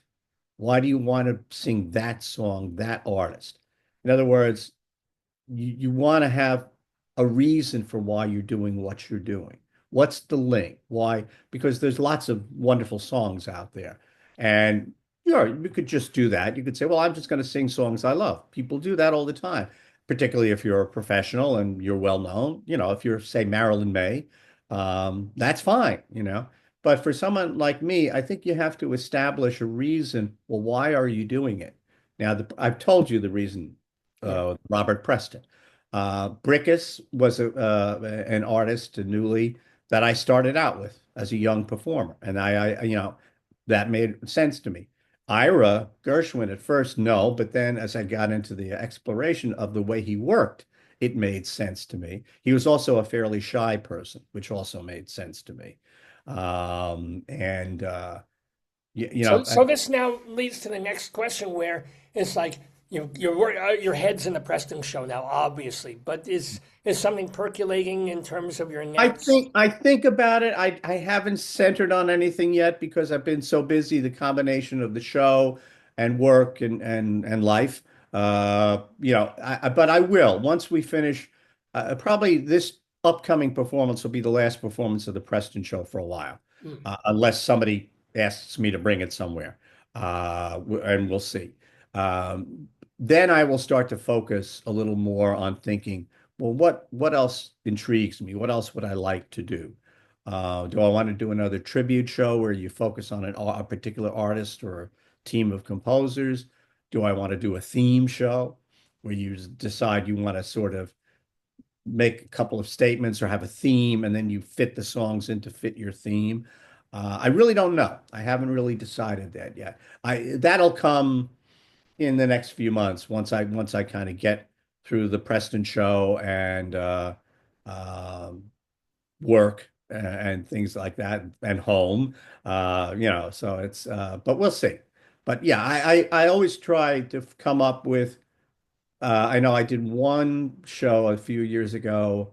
I can't remember the name of the title, but we just told a love story all in song, no dialogue. We just said at the beginning, this is a love story in song, and we strung the songs together to tell them, love gets discovered, it grows, there's issues, and it grows, and that was very nice. But I found that audiences in cabaret in particular like to hear you not just sing, they like to hear you tell stories. They really do. I've had people come to see my show who are not, that familiar with cabaret.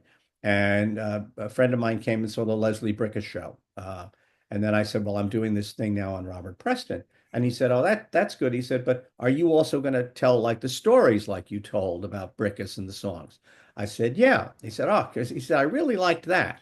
I mean, not more than the singing, but Right, he but liked it's that. a balance. It's A balance, yeah. And that's where you also, without getting terribly personal, you can kind of, because you do have to tie, cabaret again is so intimate. People like to understand, well, why are you doing this? Why this artist? What's the reason for that? So it gives you an opportunity to do that. And I think once people hear that, that helps because it brings you to them. They know a little more about you.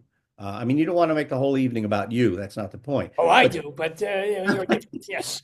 But generally speaking, you want to be able to get people to understand why you're doing this. Why did you pick this artist? What's the through line, shall we say? So that's one of the good things about cabaret. Well, one of the great things about cabaret is that it has brought us Bob O'Hare. Let me remind you that you can see him at Don't Tell Mama on Friday, January 23rd. It's a 7 o'clock show. It's called We Take the Town. Don't Tell Mama is over on West 46th Street between 8th and 9th Avenue. Get your tickets. Go there, be there. Or get there in the morning. Make sure you have a seat to see Bob O'Hare at Don't Tell Mama. Last question for you, Bob. Do you have an all-time favorite song, whether cabaret, musical theater, pop, anything? Please be Hava Nagila. It might have been If I Rule the World. His lyrics from Pickwick. Because it's such a lovely song and it's such a lovely theme in the song. And especially I think in these days, not to get too much about it, you have to be careful to say if I rule the world, but one would hope you do good, but I don't know. Yeah, I just I don't eat know. all the time and collect things. But yeah, that would be me. But if I ruled the world, I would also make sure to have talented, wonderful people performing like Bob O'Hare. Go see him at Don't Tell Mama, January 23rd. Bob, I wish you health. I wish you doing marathons in a couple of years. That would be maybe slowly, but then health. Thank you. All good things. Thank you so much. Thank you. Thank you. And shalom. All right. Take care. Take care. Let me. Bye-bye. Get to leave. Got it. Shalom. All righty, well, Haga Delight. Find out more about him. Go to his, I don't think he has a website thing, but go to his Facebook page and also go to Don't Tell Mama in Manhattan and see him in a couple of, I know, it's a Shabbos night. I understand this. If you prepay, right, before you go, you don't have to carry money. You don't have to do any work. You just sit there, you watch, you listen. You're allowed to drink, allowed to eat, so you can buy free. If they have a minimum, you can, and just enjoy the music and not worry about the whole Shabbos thing. You have to walk home, which is annoying. You know, Bob could give you a piggyback ride. No, he can't. He's got that leg thing. All right, you're working out. Go see him. I am Rabbi Sol Solomon. Find out more about me at shalomdammit.com. Shalom, D-A-M-M-I-T, shalomdammit.com. That is the place to watch my stage show called Shalom Dammit, An Evening with Me, to watch hilarious episodes of Shalom Dammit, Rabbi Sol Solomon's Peace, Love, and Acid Reflux Hour, which was a half hour on Long Island television, and also my rabbinical reflections, my mini sermons, they're all there. ShalomDammit.com. Shalom Dammit to you. Shana Tova 2026. Let me throw the program back to its host and hostess, Dave and Dave S. Something like that. How come, this iTunes, I can't do any iTunes. What the hell is wrong with this stupid thing? Oh, I hate this. Come on. Oh, I give up. I just... Good morning. Shut up with this. Die.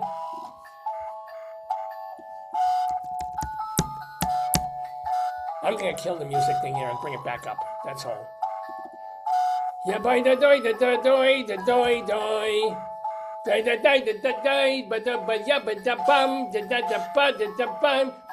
Look, nothing against Scott Joplin, but this is my music.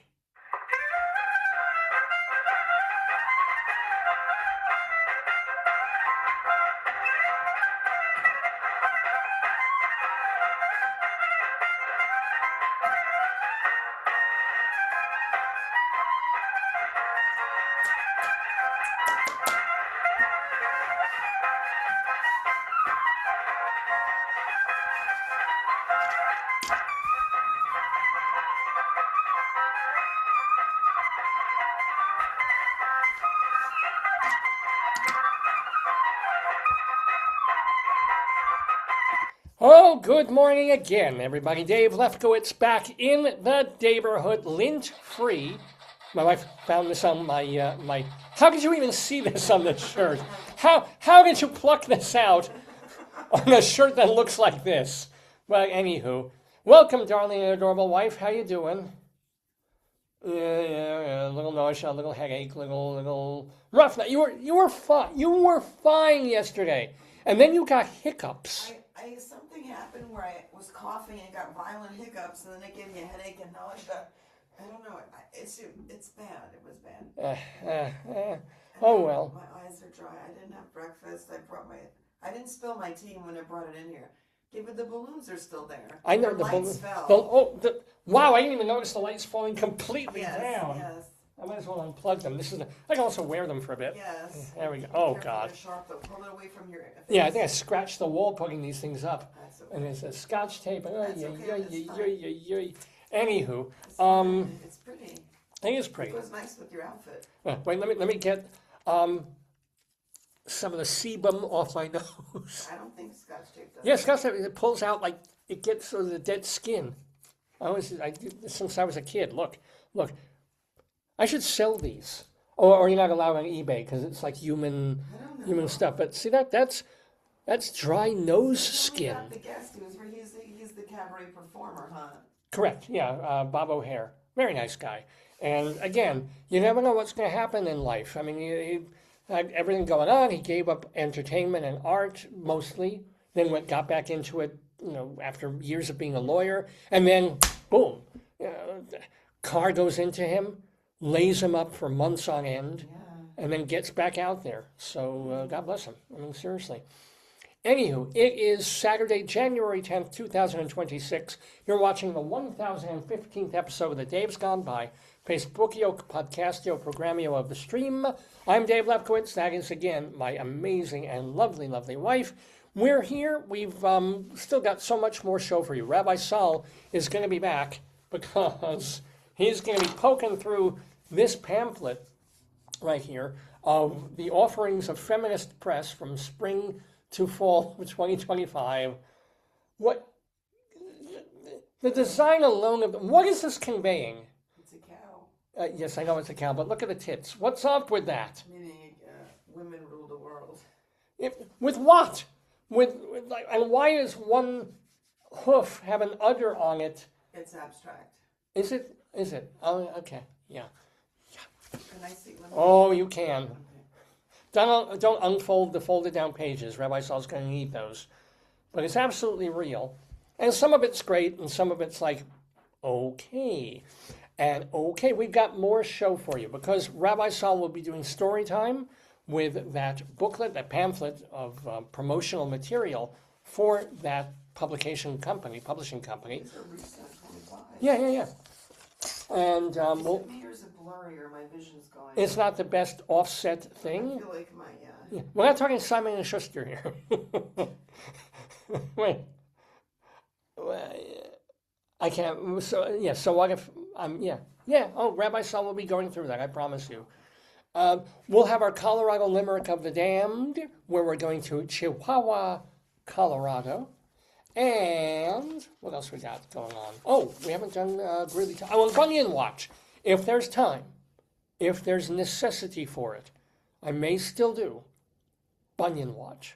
You're just going to have to keep watching to find out. But before we get to that, hon, are you ready for some criminality? okay. You ready for things that people see in the neighborhood in northern Colorado and have an issue with, and then they tell the cops. And the cops tell the Greeley Tribune. Hey, where's the joke? Oh, I don't know where that button. Where is it? This is That joke button's in its own box somewhere. Remember, it's got its own sort of, I'm not sure where exactly, because it's a bigger box than usual. What's this one? I've got, this one I got. Am I doing a good show so far? Yes, dear. Thank you. We have a phone call already. This is called Greeley Times. Greeley, Colorado. Yeah, Greeley, Colorado is where we go. These are actual complaints and calls that came into the Greeley Police Department within the last few weeks. A caller from an unknown location wanted to report that his ex-wife and her boyfriend went to his house to pick up stuff for their daughter, but they knocked on his door loudly. The caller was mad about how hard she knocked on the door, and he wanted the incident documented. I guess they came from the School of Hard Knocks. you have the little. I've got this. I've got tons of things here to work with. Yes. Get it? School of Hard Knocks. I like that. I thought you got a bang out of that. I like that. Oh, Screaming Goat. Meet him too. Yes, these are the jokes that we do on Greeley Times, my friend. Another call. A caller at an unknown address said her boyfriend was, quote, being crazy, and told her to call the cops. She said her boyfriend has cancer and was upset there was no heating in the camper they were living in. The caller said she was just going to leave the camper. I was like, I don't understand. It's like all those things are non-related. yeah. So her boyfriend's going crazy. He's got cancer. There's no heat. Call the cops, but what's he doing? And then she's just sort of, you know what? I'm just going to leave. I don't get the. That's a supportive girlfriend right there. It makes no sense. It's cold in here. You have cancer, so you can't work to pay the bills. So I'm just going to find somewhere else. No, but it's better to leave than stay and fight if he's yelling, but we don't know the context. We don't know. Yeah. I mean, maybe he was tearing his hair out, or it was already out. Because anywho, a caller from an unknown address asked an officer asked, you can ask an officer, you get shot doing that, asked an officer to talk to her 10-year-old son because he was acting out. Oh, maybe he was in a camper. The boy was suspended from school, would not obey instructions, and he was known to run away. However, an officer informed her the law doesn't get involved unless a crime has been committed. Also, You know, all these, remember years ago, there used to be this whole movement. oh, here's a girl. I got water if you want. Movement of scared straight. Like they, Oh, yeah. You know, but like, listen, the cop is not his mother or father. Right. Like, you know. Because this is a quote. There's also a quote. The cop said, parenting defiant children is not in the Greeley Police Department's wheelhouse. Yeah. True, but, you know, back in the day, Officer Murphy would, you know, smack the kid across the head and is, you know, you don't want to get into trouble. Go to school, go to college, eat your breakfast, eat your Wheaties. I don't think anybody ever did that. No. Uh-oh. Oh, another call, wow. A caller, The camper. a caller from another unknown address. Oh, wait a second. Wait. This person requested help to get his daughter after learning her mother had been in and out of the hospital due to diabetes. The caller, such great relationships people have. The caller thinks he deserves custody of the girl.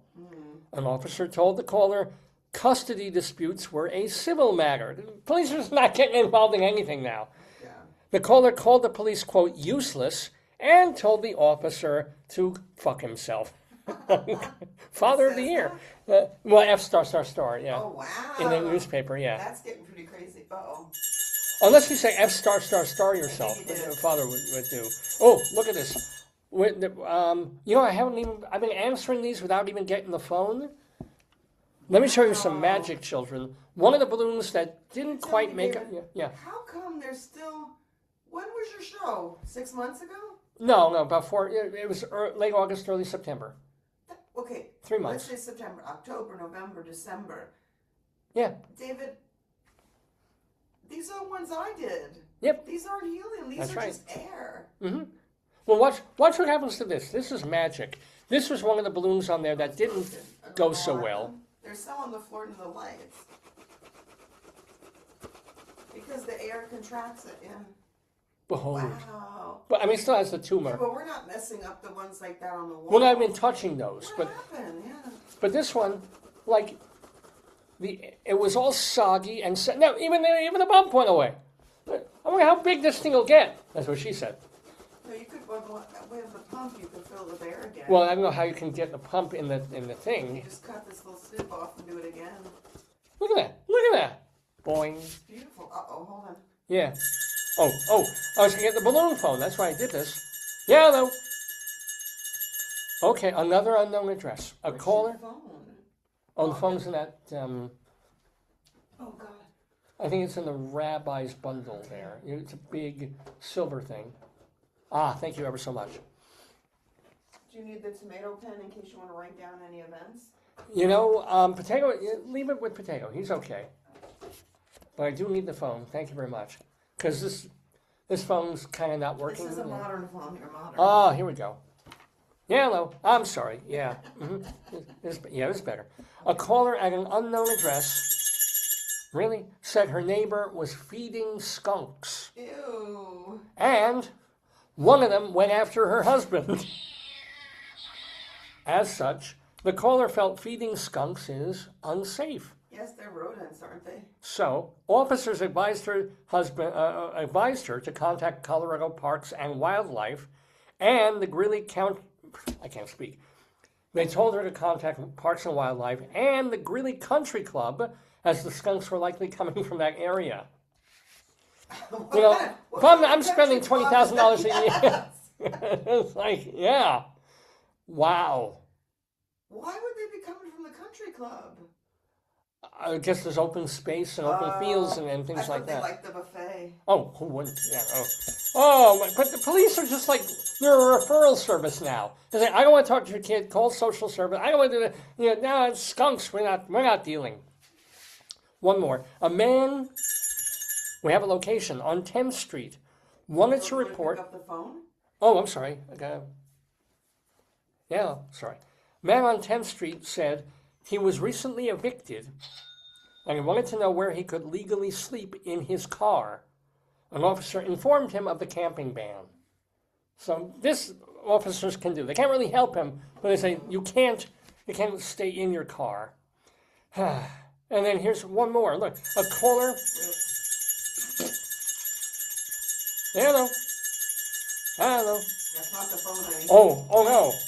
It's ice. A caller from an unknown location said a man's acquaintance had been messaging her, sending her nude photos, and saying he'll kill her friend if she doesn't stop talking to another guy. What? So here's a caller from an Why unknown. is he talking to this woman about her? Just call her friend. What is she supposed to be, her keeper? Like, that's weird. But here's the deal. There's our Greeley Police Department at work. An officer determined the people involved in the case live in Germany, and no crime was occurring in Greeley. What? Yeah. So They spend more time addressing German people's issues than helping the poor guy sleeping in his car. right, except they're not going to address the German people's issues. Then they say, nope, not in Greeley, not our call. It's like the police is like juggling. No, but why would they call Greeley? I have no idea. Well, it's social media. It goes everywhere. Someone was messengering this woman. Oh, so the woman might have been in Greeley. Yeah, I don't even, but wow. Anywho, we need to jump to elsewhere. This is the part of Greeley Times where it isn't from Greeley or northern Colorado at all. It's weird news that comes from other places, and we get so many of these now from a place called Shepherd Express. What's that? It's this aggregate. It's a newspaper. Like I mean, AP? it's like AP. Like AP. yeah, like AP. It's like Shepherdstown, West Virginia, I think. And they have a column, just like the Greeley Tribune does, where they lump together odd news. So this story, though, comes from Lincolnshire in the United Kingdom. So if you think the ICE shooting was unjust, ... This happened about a month ago, literally a month ago. Roy Marsh, age 86, was resting on a park bench when a leaf blew into his mouth. He spit the leaf out. Just as he got up to walk away, two men in uniform approached him, one accusing him of littering. Marsh called this idiot a silly boy, and for his troubles got a $334 fine for littering. Ultimately, the fine was reduced to $200, and he paid it. But a counselor for the Lincolnshire County heard about the incident and called out the officers for, quote, taking things too far, unnecessary, and out of proportion. Just good thing Marsh didn't try to run the officer over with his mobility scooter. But yeah, can you imagine just a leaf blows in your mouth, and suddenly a cop is there and trying to make his quota or something like that. Well, they made $200 off the poor bastard, Uh-oh. We'll do one more. Hopefully this one's a happier one. I'm going to get it on the poo phone. Hello. Oh, at least, good. I can get one piece here, one piece there. Oh, this is also from the Shepherd Express, just FYI. But the story was picked up by Yahoo, and it comes from Stockholm, Sweden. Why are the Swedes so depressed? Well, the first half of December 2025 was the darkest in Stockholm since 1934. Okay. How much sunlight do you think the city got in the first 15 days of the month? 2 hours. Half an hour. Yeah. Half an hour, not per day. No, I know. I was in Sweden. You were in Sweden? Yeah. I was in Sweden, and we went on the islands. Like, you can take, it's not the Vespa, but it's like the ferry that you take from the mainland into the islands of Sweden. Yeah. And I remember the kids, there was a group, they were like singing and stuff, young teenagers, and we talked to them and they said, you don't know how depressing it is in winter. Like, there's no sun, literally no sun. No, there's literally no sun. They No. weren't like, oh, there's no sun. They were like, there's no sun. It's not like today. It's like grim and rainy out here in Maryland, and there's no sun. Yeah. It's like it's light out. Yeah, there's no light. Yeah. That's amazing. Half an hour in 15. You want to talk about those lamps that they were telling you to get in North Dakota?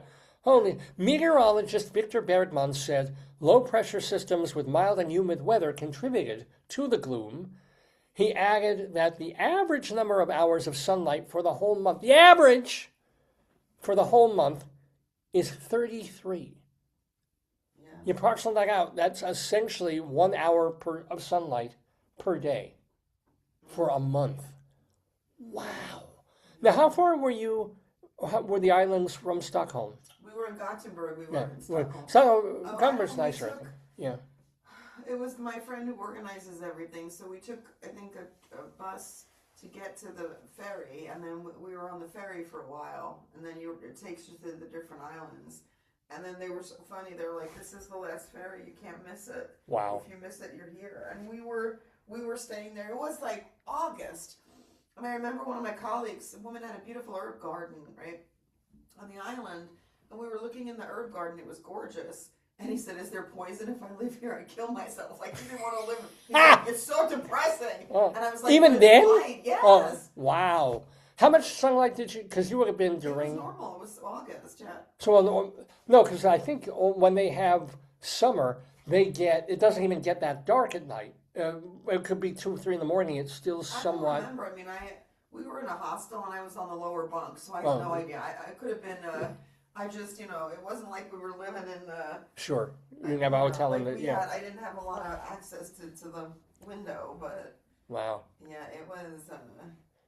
So that's why I guess you get Stockholm syndrome just from the weather, let alone somebody kidnapping you. We loved it though. We really loved it. Oh. Well, anywho, that's let's get back to Greeley for more. Yeah. Another phone call to Greeley, Colorado. The police department there, as we finish up Greeley Times. Hello! Oh, it's nice of you to give me a ring. Oh. A caller from an unknown location. Wait, we did this one. We did. A caller from 17th Street. Forgive me. Okay, now we know. From the street of number This is 17. probably better because they're identifying where they're from.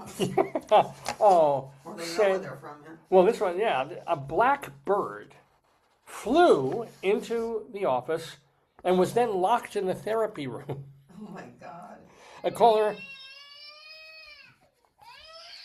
caller asked for assistance getting the bird out. And I Why don't. would you lock it in the therapy room? Did it have some kind of problem? Well, it maybe have a wing, or it had issues. Birds have I issues. hope it had insurance, otherwise it's going to have a private bay. There's no word on whether the police bothered to attend to that one. Probably not. That's the animal control, right? Blackbird singing in the therapy room. Take these broken dreams and solve your gloom. Oh, yeah. Anywho. Let's do one more. One more Greeley time. This is a caller from 29th Avenue Court Whoa, they're uptown. who said 2 men came to her door claiming they were from ADT Security Company. Oh, okay. And they kept asking her questions about her security system, any pets, how she affords the house. What? Yeah. How you afford the house? I don't think Yeah. that's kind of creep stuff. They also wanted to go inside. But they did to see what's up in there. The caller was worried that they were scouting out the house. Scouting out the house! Dum, dum, dum. Well, thank you for joining us in our house here in the Daverhood on this January 10th, 2026. That, my friends, of course, was Greeley. What? This is so... You have your music is wonky, huh? I need to just get this on. What? I want to just show. This is file. I'll work on this. Are you doing the music? Yeah. Okay. Good morning. No, I don't want that. God damn it to hell. I just want to play our Greeley outro music. Don't know why it keeps doing this. Quit music. I'm going to do this. God damn it, I'm going to do this. Here we go. Greeley Times. Mr. Horace Greeley was no fool. I'm sure that you'll agree with me that Greeley was no fool. What he is getting at is that Greeley was no fool. Yippee-yi! Yippee-yi, yippee-yi, yippee-yi, yi-yi, yippee, yippee, yippee.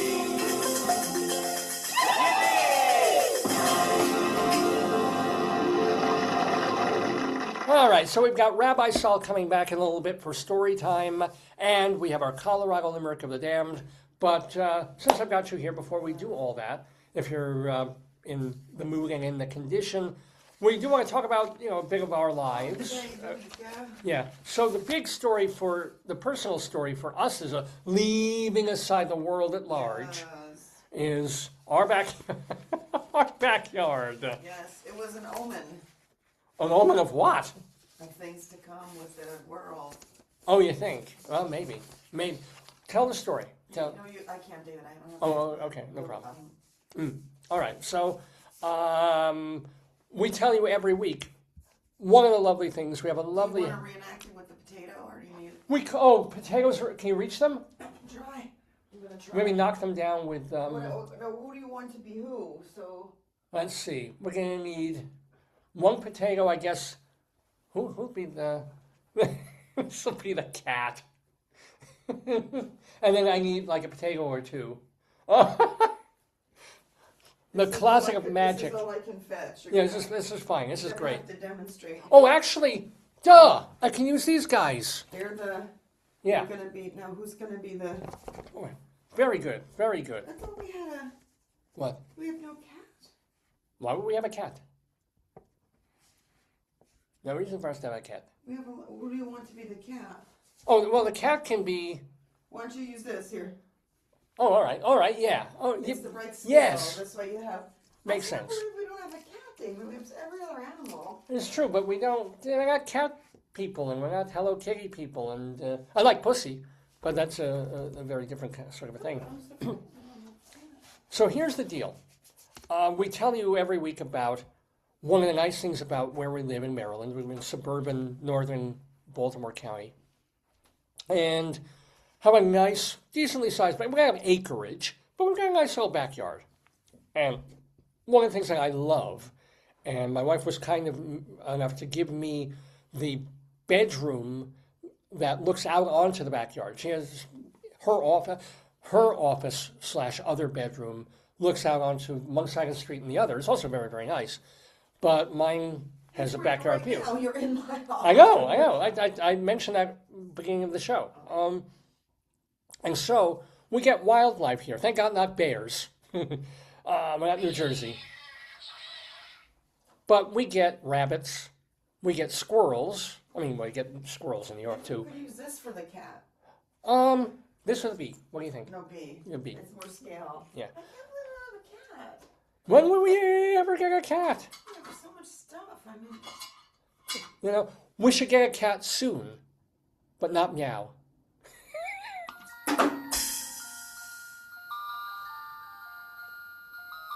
Okay, so anyway, this thing that kills me.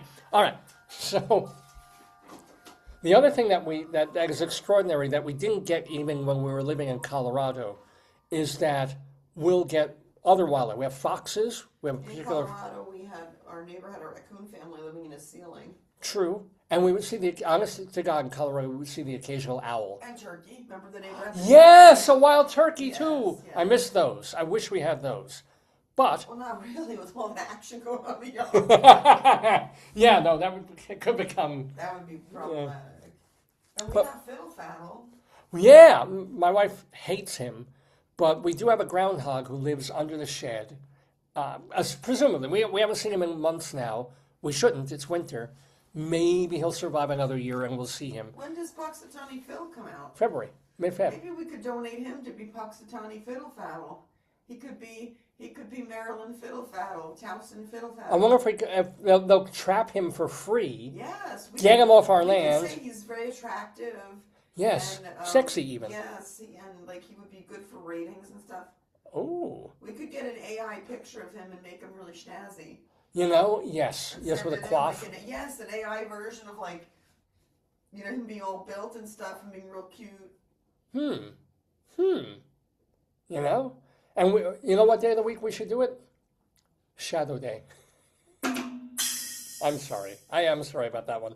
But, so we have a groundhog. He's not our pet. We don't want him. We see him occasionally and he'd go under somebody else's shed. But we've got that. We got a fox who comes around. We used to have a fox family living under the shed, cohabitating. Babies. There were 2 parents and 4 kids. Yeah. But the other thing, the beautiful thing that we do have is deer. We get deer families that wander. They don't live on our property, but they wander. And it's wonderful to see them. And we literally see, in the summer or early spring, we'll see little does, spotted white, brown does. Babies, yeah. And then we get to see that suddenly the spots go away, they get bigger and bigger, and they turn into full-grown deer within a matter of a few weeks. It's beautiful. And I love that part of living here in Maryland and being able to see that. They just poop by our bird feeder. Yeah. They do a crap load. And they leave it for us. They're not like cats, as you talk about cats. Cats take a shit and they go, dog, cover it. No. Deer are like, Cliff, somebody else. Que hace Jorge, you do it, right? And they leave. And you can tell it's them because they almost look like giant coffee beans. Black coffee beans, lumps of them all over our lawn. There'll be more. I think there was a lot. Oh, well, that day. So this particular week, here's what I remember, we're in the middle of winter here, cold winter. Yeah. And I'm in my office, and suddenly a deer comes kind of coming quickly into the yard. Right, beautiful deer, full-grown deer. And I say, oh, hon, come, look, deer.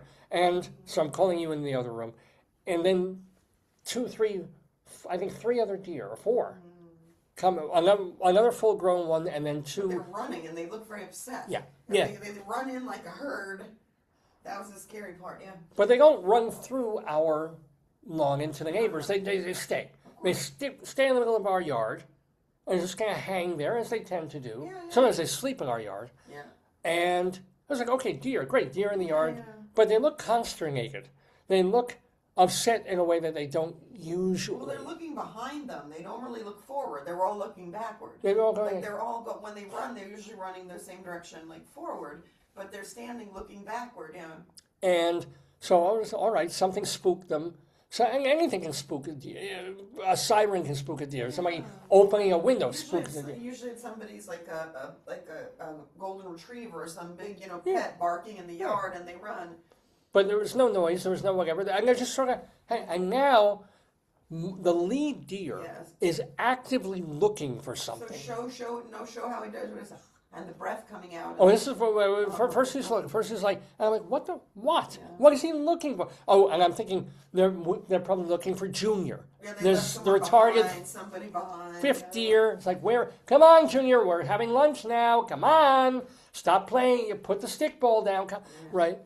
But then they get more and more aggravated. And I'm trying to see. Yes. What's the source? Towards the back end of our yard, there's bushes. We don't have a fence. It's just like a natural wall of short trees and bushes and things like that. And I see a little bit of white movement there. And I'm like, nah, can't.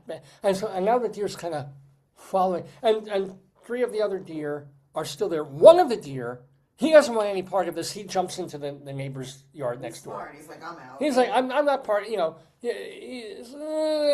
involved. He's conflict averse. If they get killed, so now there's still 3 deer on our lawn. The main one, who's really agitated, and so agitated, the deer takes his hoof and starts stomping it. Like, stomp. Just 1 foot. And again, I'm thinking, okay, this is maybe how deer call each other their baby. There's something is right. Come on down.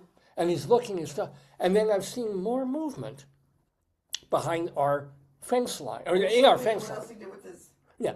Well, this is when now I'm seeing it can't possibly be. Mm-hmm. There is a mostly white but calico cat that roams the neighborhood. It doesn't look like a feral cat. It doesn't look like a bobcat. It's a house cat that very likely belongs to a neighbor. But cats roam. They're not all just house cat. Yeah. He didn't have a leash, but he's probably chipped and everything. He's in good condition. He's clean. He's Yeah. beautiful. He's well fed. Doesn't look like he's been living on bones and garbage. No, but the thing is, calico cats are always girls. Oh, she. Right. So, and we have 2 calico cats in our neighborhood, our direct neighborhood that come into our yard. One is calico all over. This one is mostly white. It's almost albino, but it has some coloration. Yeah. And I realized, no, that can't.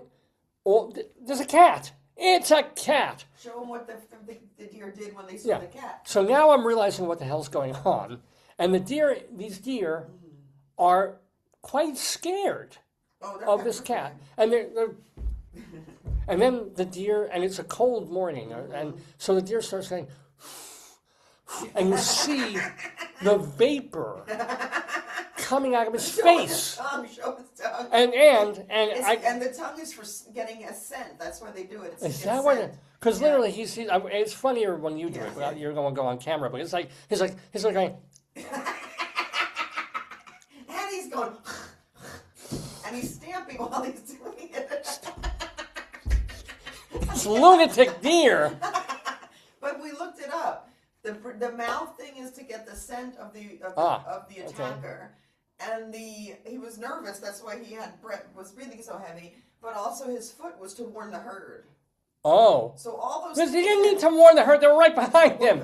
He wanted them to go. But they 3 of them stuck around behind him. They were doing the same thing with their feet. And the other one is in the other lawn. He's on the neighbor's lawn. He doesn't give a shit. He's just looking for. And the cat kept coming at them. This is the insane thing. Mm-hmm. So they're afraid of a cat. And they're probably over 100-pound, the deer, right? Oh, probably 200 to 300 pounds. They're huge. What's the cat? Probably 10 pounds, 8 pounds? Maybe 10 to 15 pounds. It's not a tiny little thing. No. But the cat, rather than being scared of these giant animals, one cat, it's not a herd of cats, it's just a cat, is standing her ground. She is kind of looking at them. She's moving forward, looking at this. And the deer are like, oh, like, and at this point, it literally becomes, and we're both watching this together, because I told you about this, you won't believe it. I said to you, this would not end well. Yeah. And so I said, open the door and yell or do something, because I don't want either the cat to bite the deer, because cat bites are bad, or the deer to trample the cat while they're doing their foot. Yeah, but it was a Mexican standoff. Yeah. The cat was here. Yeah. You could see, looking at them, I'm like, yeah, you're on my turf. But also the cat had chased them into our yard, so they came into our yard. But they're scared of him. Because the cat was, and the cat should have let him go. But the cat still was chasing The cat's like there. A herd of deer. But the deer, they're holding a herd, a family. But they're not moving either. No. They could have all gone into the neighbor's yard. They were petrified. I think they, like they say deer in the headlights. I think that's what happened. Well, but the deer in the headlights stops. And then turks out as soon as it can. No, but all he was doing was he was stopped and just doing all that. Yeah, but he was kind of like, you cat, it wasn't like cat come at me. He wasn't doing cat come at me. He was warning the people, get away. The foot is to warn other deer to move. Wow. And then he was doing But they weren't. He was doing the spastic tongue to smell the cat, probably. So cat's like, here's the cat. It was actually on the other side. Cat is like this, or down here on the ground. And then here's the herd of deer. Like just sort of, and the lead deer just stop. And you were like, as you said, not going to end well. Somebody's going to get hurt. Somebody's going to get scratched or bitten or stomped. I was curious to see how it played out, but I didn't really want to see anything bad happen. And I have a feeling it would have. The cat wouldn't have given up, and the deers were like. No, I think one of them would have turned literally tail, but instead I went over to the upstairs living room den thing that we have, which opens out into the backyard, and I just opened the door, and immediately, the deer took off like a shot. All the deer were just like, "Whoa, we're out here!" Boom, boom, boom. Like, and the cat, the cat is like, "Yeah. Bring it on. What about it? Bring it on. Yeah, cat, no fear. You'll replace the deer, brother. I mean, it's like, seriously? These 1,000 pounds of venison. Literally. versus 15 pounds of feline. No joke. Yeah. And we joke about it, how ridiculous that is, except since we chose to have a bee, I'm almost phobic about bees, wasps, and stingy insects. Huh? What? What happened with the bee? No, but I'm making a comparison of like how ridiculous it is. Yeah, size doesn't matter in nature. Size does matter, but it doesn't. It doesn't. I will see a bee and I will completely freak. If it's in the car, I'm going to crash the car. Yeah, I'm just like a bee. And since I was a child, I'm terrified of getting stung. I don't even know if I'm allergic or Were anything. you ever stung by a bee? That's why? Not that I know of. It's just that you never had that. It's just It's the fear of being stung, and I have a fear of needles too. The fear of being like subcutaneously. I got stung by a horsefly? Yeah, I remember I was walking, it was a store when I was probably 8 or 9. Yeah. And I got stung and it really hurt. And it wasn't a little wasp, it was like a big bee. And I remember it was in my knee, but I had a reaction to it, but it wasn't bad, but it was painful. It was the actual stinging was painful. It was like they call it something like a horsefly. It was gigantic. Yeah, oof. God. Well, yeah.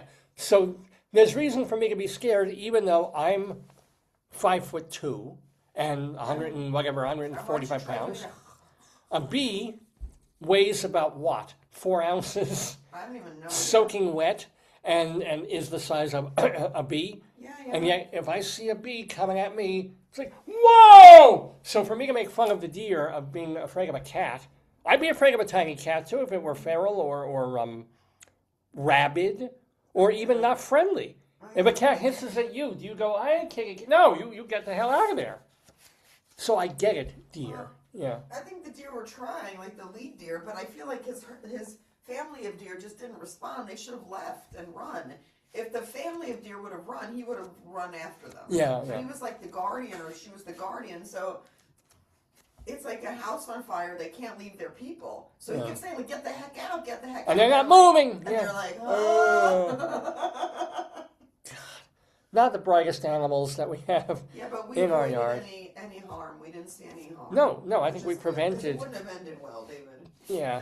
I don't think they would have made friends. No, I think what would have happened was the cat would have perpetually chased them, and it made them really upset. They would have gone into the street and gotten hit by a car or something.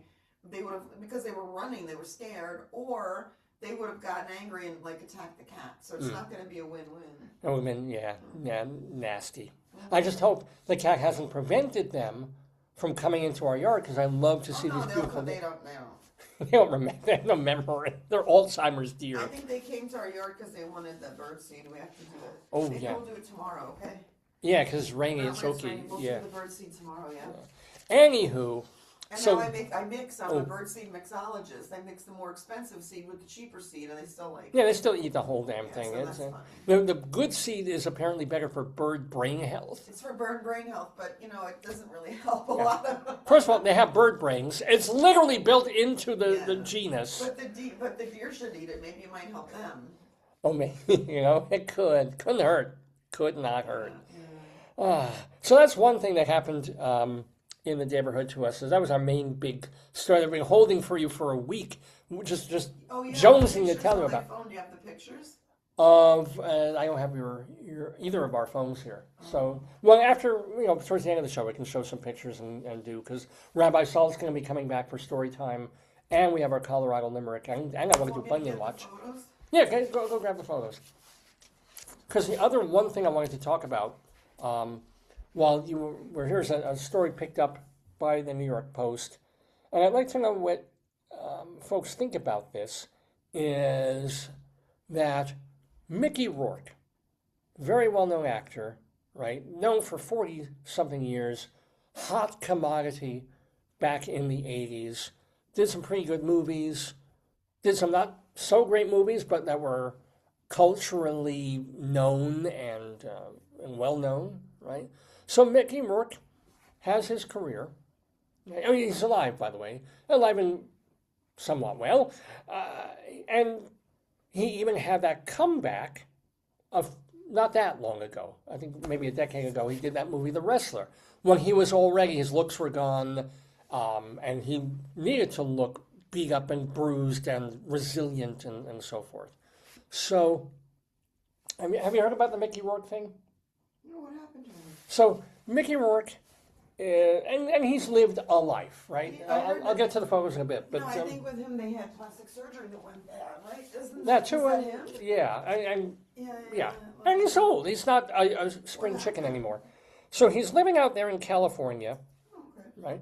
And again, only a few years after an Oscar-nominated comeback in The What Wrestler, a movie called The Wrestler, which I haven't seen, but is apparently really good. Wrestler. And he's terrific in it. He's just right for it. Okay. It was the return to form of Mickey after years of foundering. Boom, Nice. great. So why does Mickey Rourke and his people, such as it is, have a GoFundMe campaign where they're trying to raise $100,000 to help him from getting evicted from his house? What? Is it the actor or somebody different? No, it's Mickey Rourke. The Mickey. The actor Mickey Rourke. Yeah, he's trying to raise six-figure, $100,000, so he can pay the rent. He doesn't own the house for whatever insane reason. He's leasing a friggin' house in California, and he needs to raise $100,000 so he doesn't have to leave. So he's evicted on the quote unquote the street, right?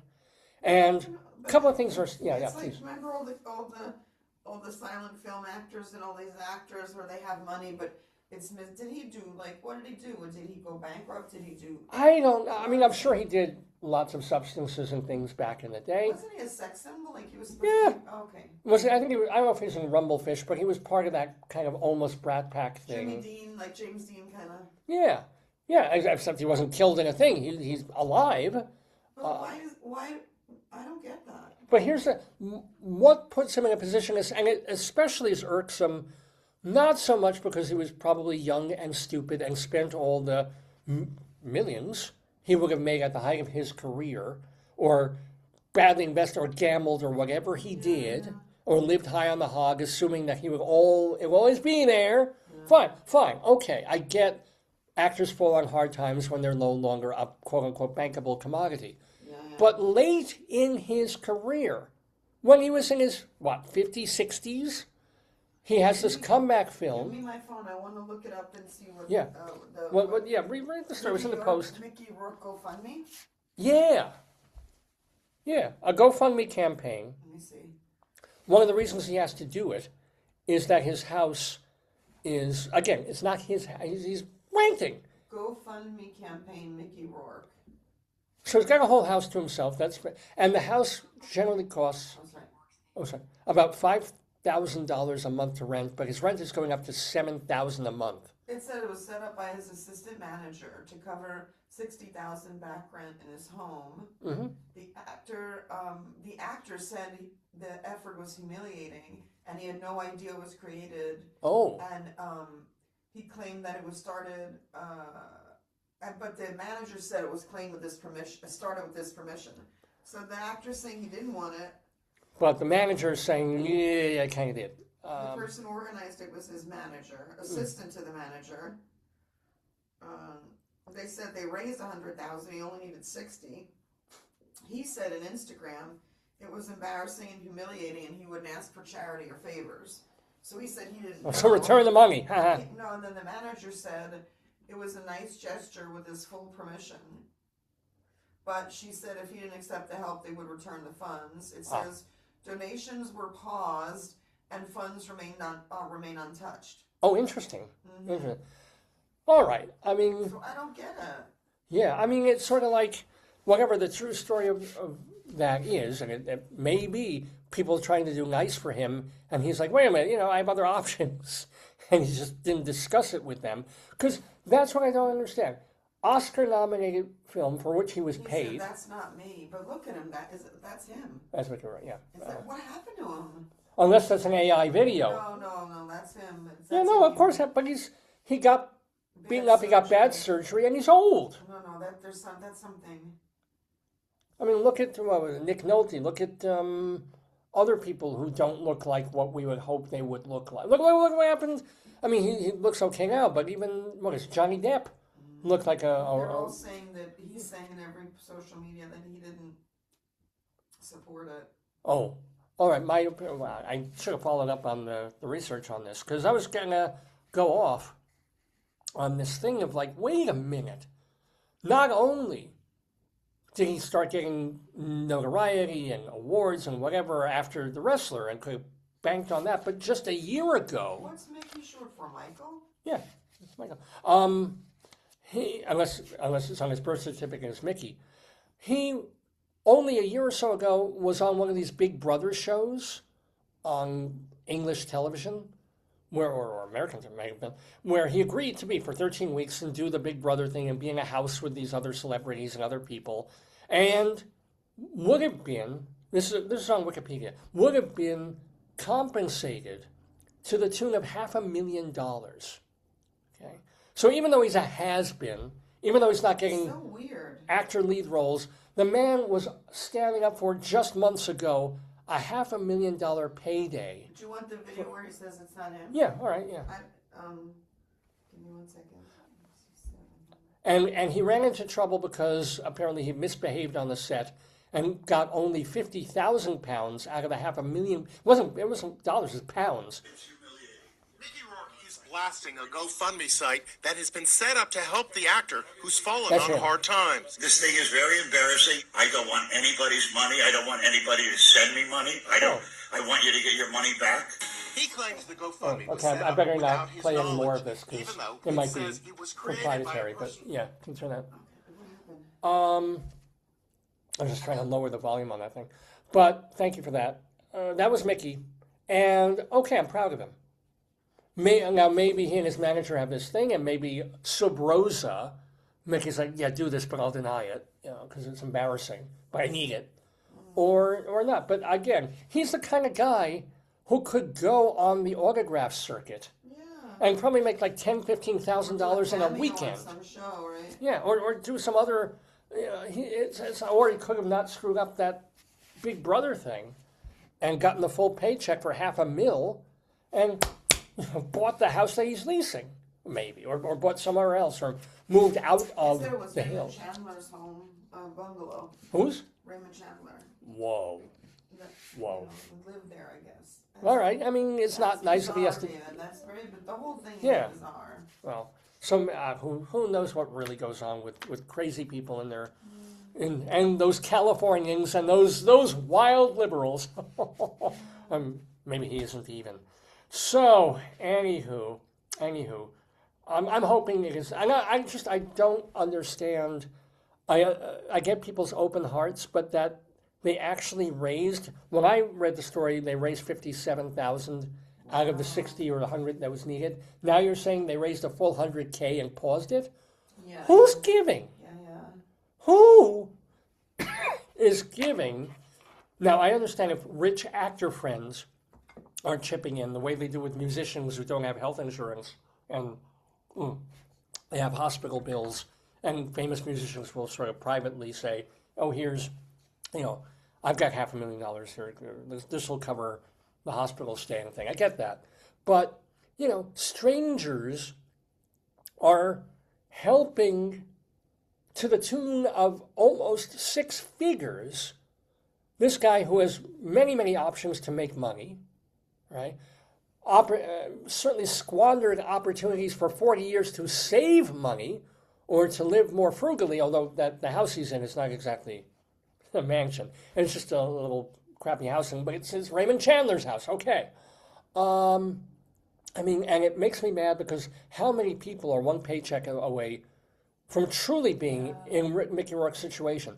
How many people are paying $1,200 a month for an apartment and they can't afford it, right? And they're just spinning their wheels or they lose a job. That means, and you do up a Kickstarter page or a GoFundMe and they'll be lucky to get a couple of grand to tide them over.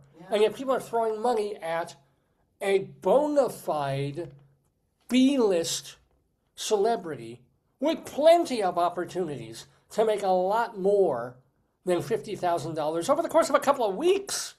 That pissed me off Right, I'm more mad now, certainly more mad at the people donating than I am to Mickey Rourke or his manager.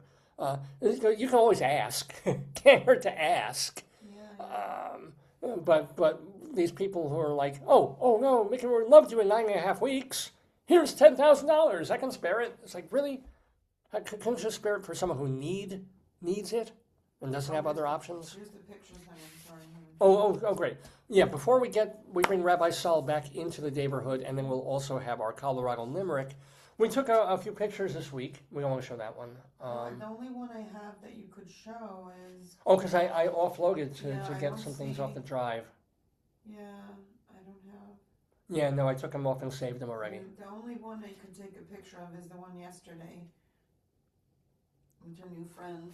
Okay, here we go. This was... Especially with what the rabbi's going to read. I should have bought this. So... It's for glass when you make a... Sure. When you make... Sure, what do you yeah. call that drink with the... A martini or a margarita. So, we're at Michael's, of all... Is this Michael's or Let me think. the other store? Let me say it. Where was that? It's Michael's. Michael's. And they have a jar of this stuff. I didn't think Michael's had food products to come. Like little candies for weddings and crap like that. That's true. But here's something I certainly would I would love to promote and advertise. It's kind of hard to see, but it's rimming sugar. Yes, my friends, rimming sugar for all your rimming needs. And as my wife said, yes, it's for lining the rims of I think glasses. cocktail beverages and Bloody What Marys. else did we do this week? Well, We had a whole bunch of stories, like things happened that were funny. really? Yeah. I can talk about, well, I did put up the Mission Barbecue sticker Oh yeah, you got your freebies. twice. So this is very nice.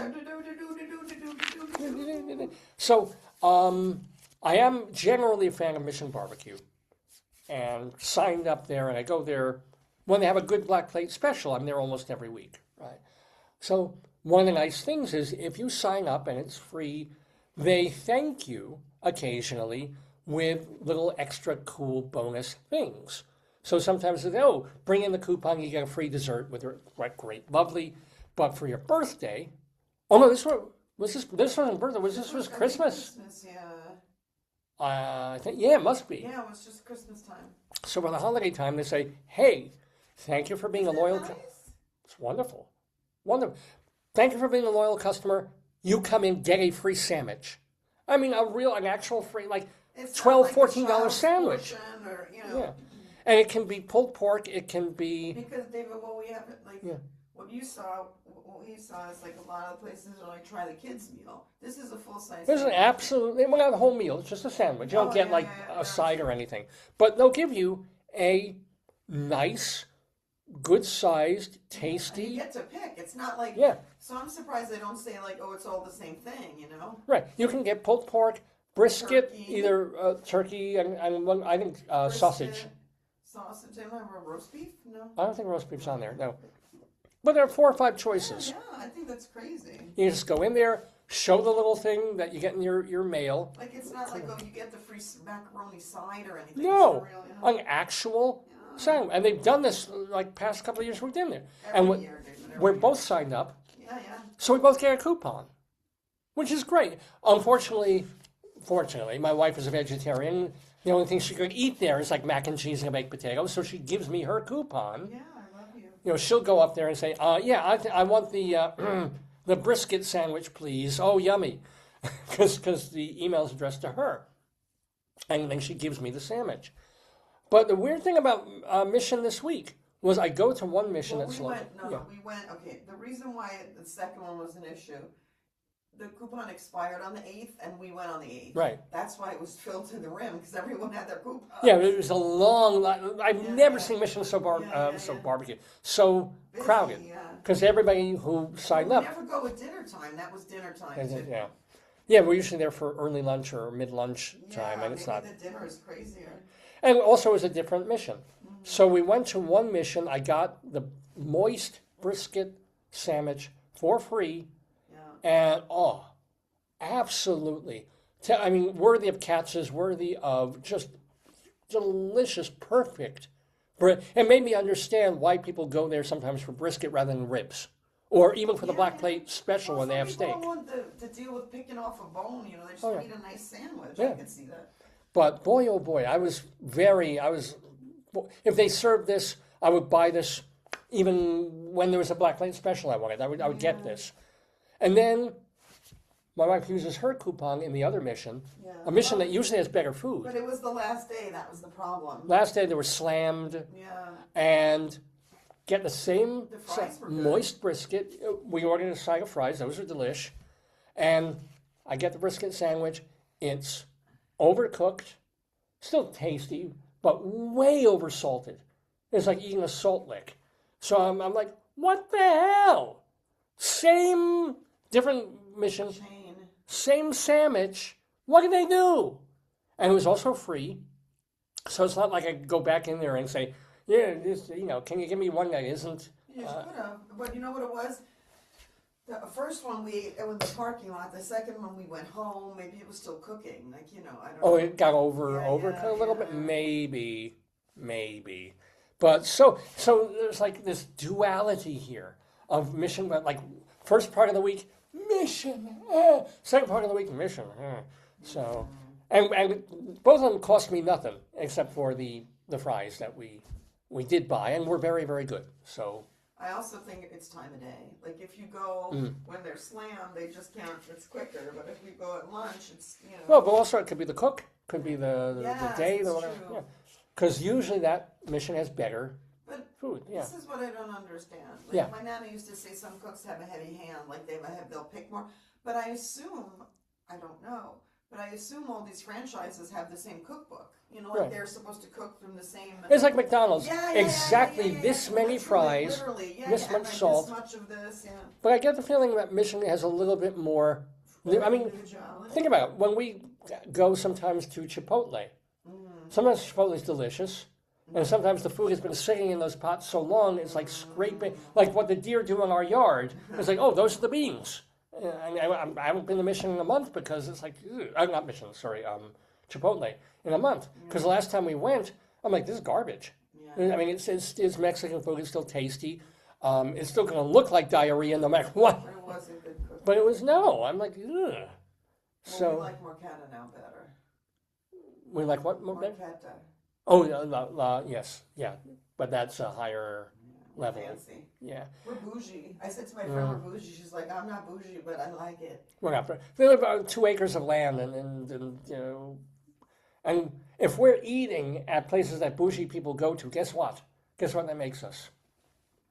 We shop for organic-y kind of foods because you want quality food in your body. It's a bourgeois thing.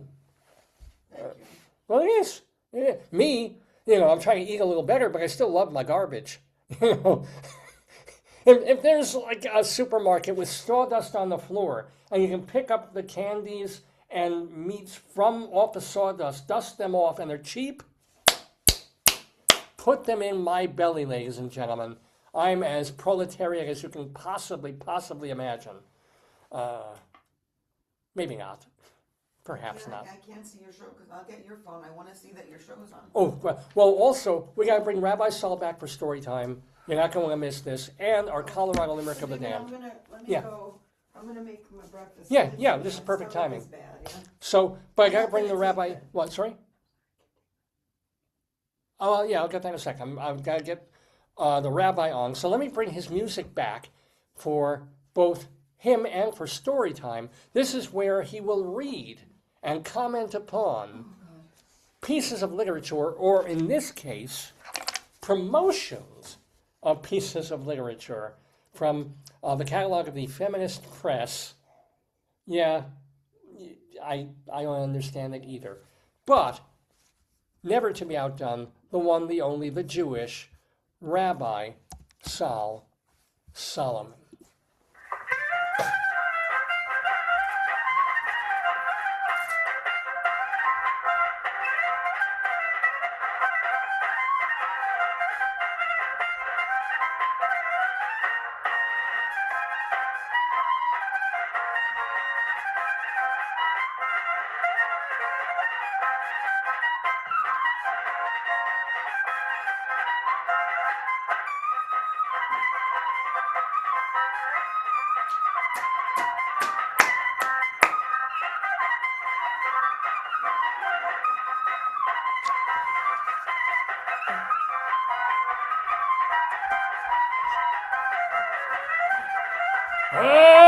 Shalom, my friends. Shalom, my enemies. Again, this is Rabbi Sol Solomon here with you on this Shabbos morning, doing the story time for you. So, here, rather than read a children's book or part of a grown-up-y book, I'm going to tell you about some grown-up-y books that you can go purchase from a particular publisher. And this publisher is Feminist Press, which is available at feministpress.some. Oh, this is Twitter and Facebook, and we have a website listed there. But these are the books that they are promoting, that they have published in spring and fall of the year gone by, of 2025. So it's all recent stuff. Here's the cover of their promotional booklet or zine. We have a cow.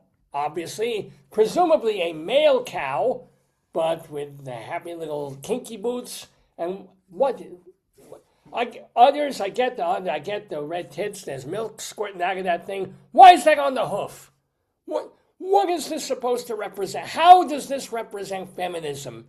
It's a bull with transvestite tits and kinky boots.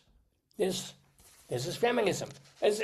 It's not even a wave. It's not sixth wave feminism. This is just drowning feminism right here. But let's take a look. The mission of Feminist Press, books that ignite movements. I wish I had one of those this morning. And social transformation. Celebrating our legacy, we lift up insurgent. I really need my other glasses for this. I'm sorry.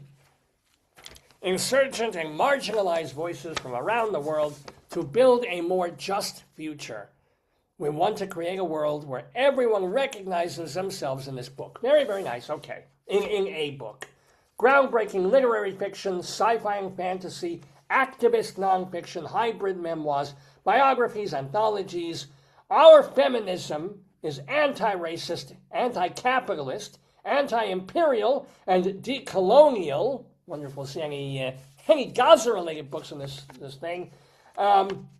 We express it not only through what we publish, but through our practices of solidarity. All right, so let's take a look at some of the books that they have here. Oh, look, Sympathy for Wild Girls. There we go. There's a foxy little chick, quite literally. A collection of surreal, skin-piercing stories about the boundless longing of queer black women. All fine, great. How come already feminism now is conflated to LGBT? Can't women just be heterosexual women anymore? Does it have to be allied with everything? I mean, it should be, it could be partially, but everything now with feminism seems to be queer feminism. That's the only kind of allowable thing that it can be. Let's take a look. Here's a Jewish one. A line you have traced, right? About post-World War I London in the Jewish East End, threatened by fascists. Ooh. East London's underground queer scene, gay parties with her friends. Well, imagine, okay, fine. I mean, it's just, one after the other. Nothing against it. I'm just saying, is that all there is? How about this? Female circus performers, okay, fine.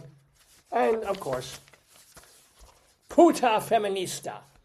Kind of a contradiction in terms right there. Puta, which means whore or hooker or woman of the evening. Feminista, fine, by Monique Prada. A manifesto from Brazil about the centrality of sex workers to feminist struggle. Fair enough that feminism does go there. Oh, but now we're back to the new lesbian pulp, which I guess you find between two feminist legs.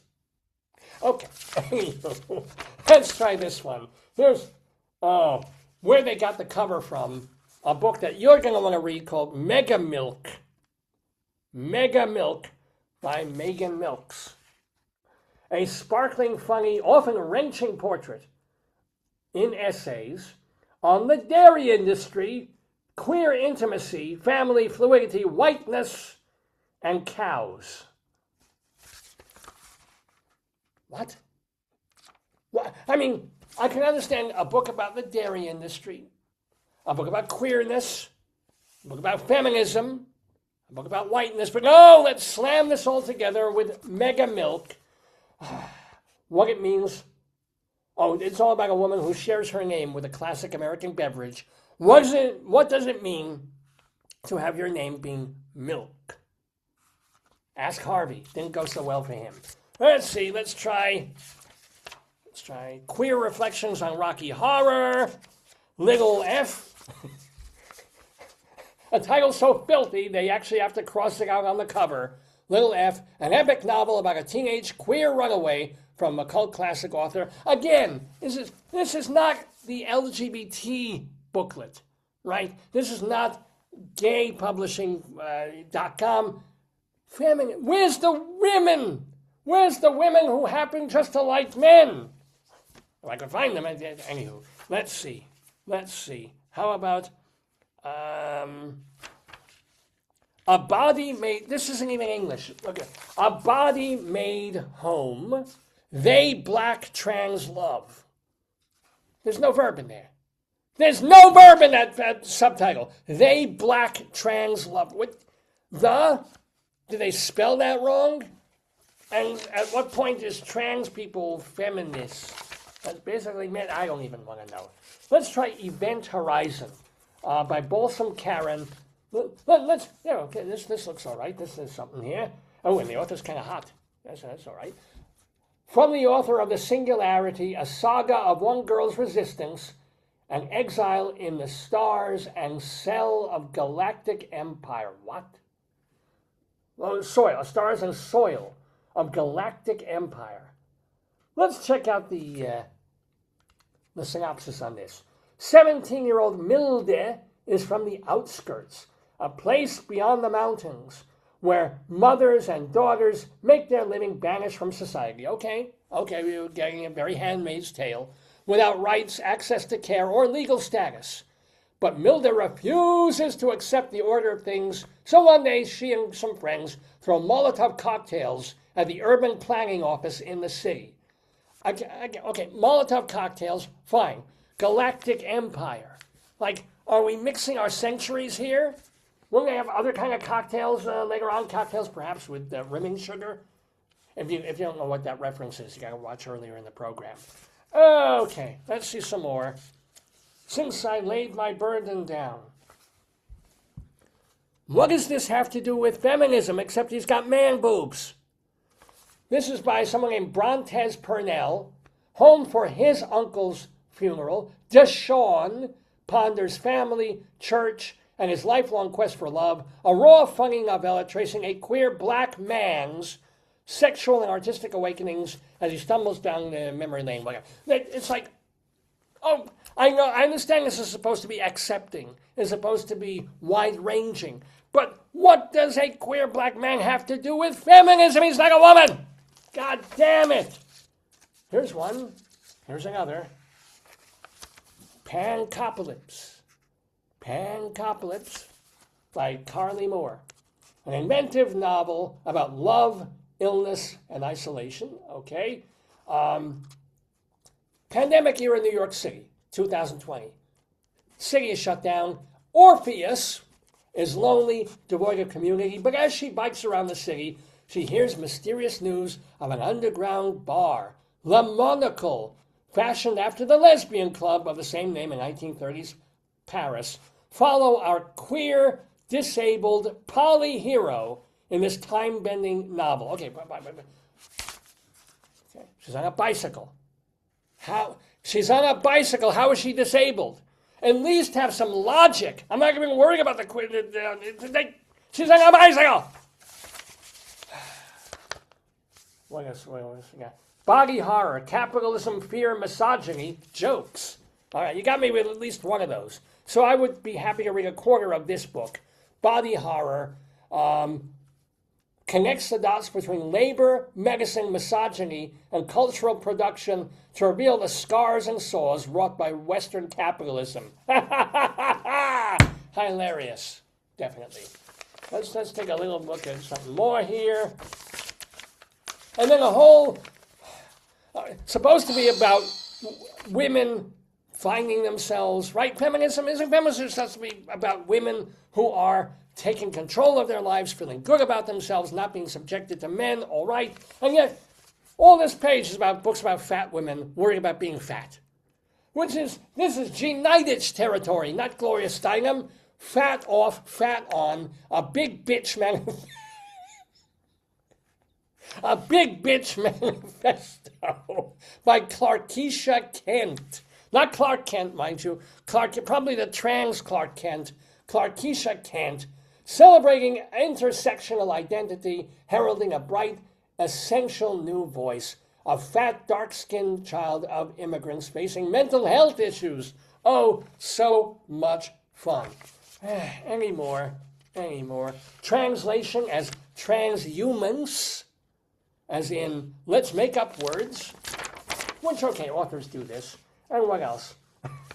Certainly, and when I think of feminism, this may be the all-time best feminist title, because, you know, women certainly will congregate around this one.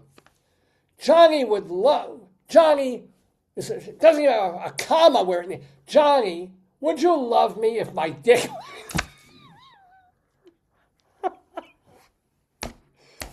I'm not laughing at them, I'm laughing with them. Johnny, would you love me if my dick were bigger? Feminist, a dirty cult classic that recounts the life of an artist and old-school homosexual who bears a big resemblance to the author Brontes Purnell. Oh, Purnell shows up again. Johnny, would you love me if my dick were bigger? Sure. The feminist porn book. Might have to order that one. Anywho, what else? Any of the other? Yeah, there's just one after the other, and they wonder why not even just conservative people, but regular people look at the woke crowd, the crowd, and then they go like, feel free, be free, but I can't even think of a word for it. Yeah, nothing against them. I hope if you want to find out more about Feminist Press, they have a website, feministpress.org. There's probably a giant male penis on it because that seems to be where they go as well. I don't know. I wish them well. I'm not exactly about to read many. Let's find one more. I folded some of them down earlier, but any other? Let's see.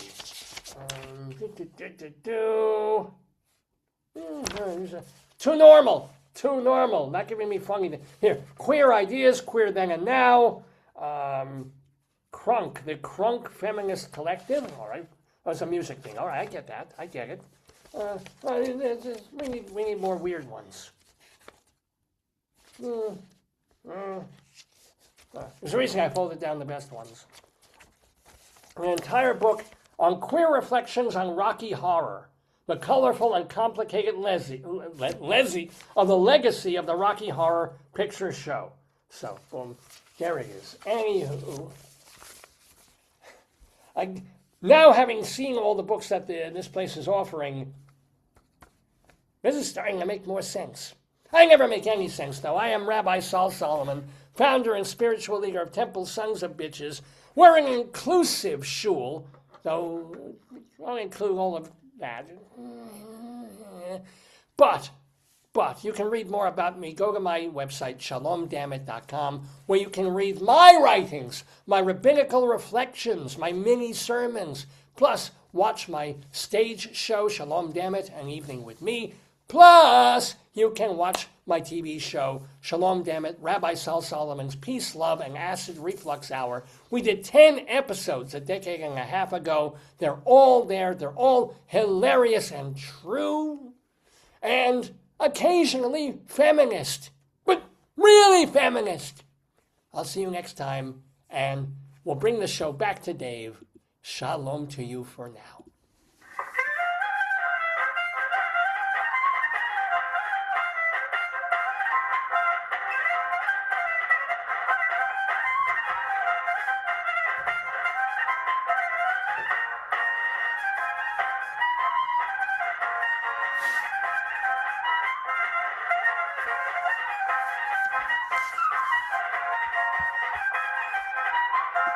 High noon. High noon. It is noontime here in the Daverhood. You're watching Dave's Gone By. We have a little bit more to do on this episode, our 1015th, on January 10th, 2026.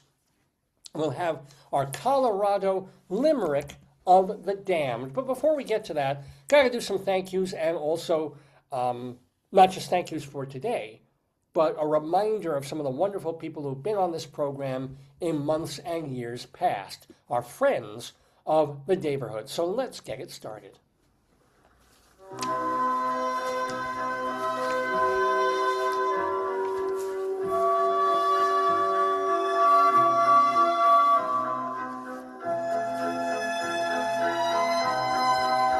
Oh, so nice. So nice. So yes, thank you to our brand new friend of the Daverhood, Bob O'Hare, or sometimes he goes by Robert O'Hare. Either way, you're going to want to see him Friday night, Friday evening, 7 o'clock, not this Friday, but January 23rd. He will be at Don't Tell Mama doing his tribute show to Robert Preston. The show's called We Take the Town.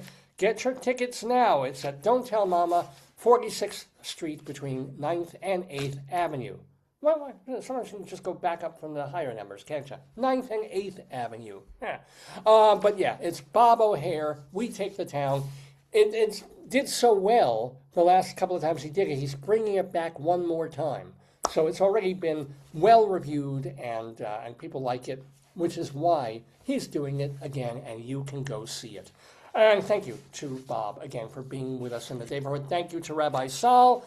And now, let's look at folks who've been on the show not today, but in the past. What's going on with them? First of all, I gotta send condolences to my old classmate in high school, Bob Kalem. His 98-year-old father passed on Monday. So, all our best and blessings to Robert Kalem, who was on our show a few years ago, and then also tends to follow the program as well. I want to let you know that today, January 10th, Quinn Lemley, she's going to be doing songs from her album about her show of Rita Hayworth Revealed, and she'll be performing the songs at the Triad on West 72nd Street. That is tonight. Also tonight, parts of Carrie Hoffman's rock opera. Carrie Hoffman's rock opera called I'm Killing Him are getting an industry staged reading thanks to Opera America in New York. So we wish him best of luck on that. And then on January 14th, this week, two different showings, two different places. Gary Morgenstein's play called Dancing on Glass is getting staged readings in Delray Beach, Florida. There's one in one location, one in another. Go check Gary Morgenstein on his Facebook page or find his website and see where you can see in its early nascent reading stages Dancing on Glass. So, starting on the 14th again and playing through the weekend, Anne Harada and Julie Halston are appearing in Finding Dorothy Parker, which is playing at the Laurie Beachman Theater over on, again, like 9th, 8th Avenue area. On Friday the 16th, this Friday, Jessica Schur, you can see the short film that she is in called A Nice Place to Visit. It's part of the Moonshot Festival of short movies. And you can see that at the School of Visual Arts Theater over on West 23rd Street. That is this Friday night. Congratulations to Bill Rogers. His play, Breaking the Trust, has 4 Broadway World Off-Broadway nominations, including for production and director. Playing now through the middle of February, Michael Tucker's play, A Tailor Near Me, you can see at Florida Studio Theater in Sarasota. Our good friend of the Daverhood, Marie Kilker, reviewed that show on TogleTheater.com and gave it a wonderful review. She really, really liked it. Michael Tucker's A Tailor Near Me in Florida. Go see it.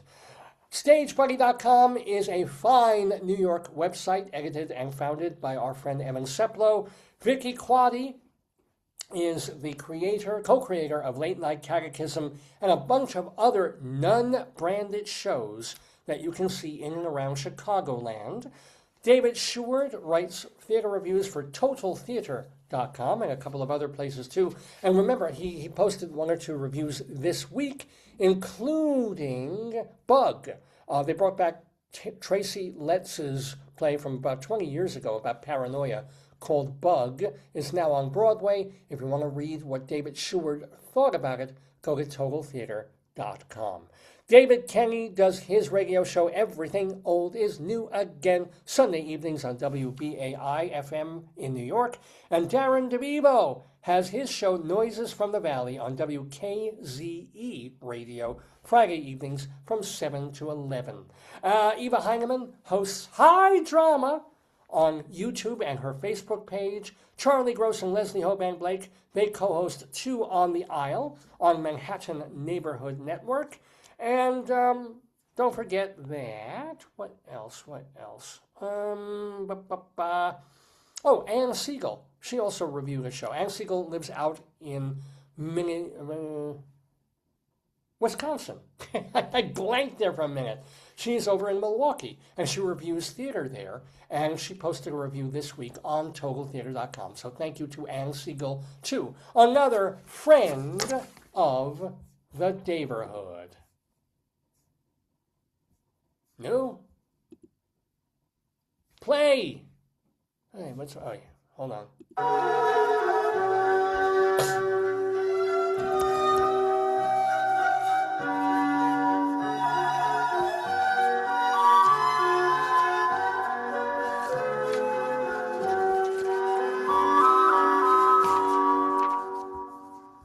Oh, very nice there. A little bit of Mozart there.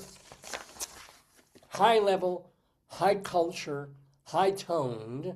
Perfect for easing us into our next segment, our final major segment of this 1015th episode of the show, because it's time for a little poetry, a little verse, for better or verse, our Colorado Limerick of the Damned, because my wife and I lived in Colorado for a bunch of years, and I decided to write as many poems as I could about as many places in Colorado as I could, and I'm still coming up with new ones as best I can every week.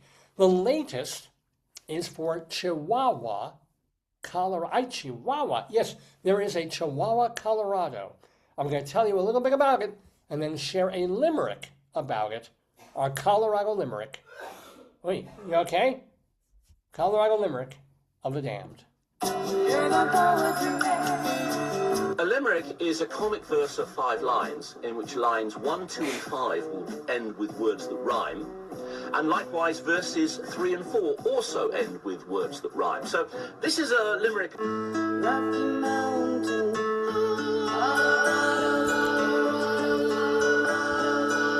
Yes, indeed, Colorado, oh, perfect timing. My wife has joined us in the room again for our sound effects. You okay? A little unsteady there, but this will, if you're nauseated before, ladies and gentlemen, you will be nauseated now, because I do have a Colorado limerick. Oh, if I can only turn the camera around. It's so cute. Chihuahua, Colorado. This is, my wife has borrowed the garmentation of Rabbi Sol Solomon to put it on for a moment to amuse me.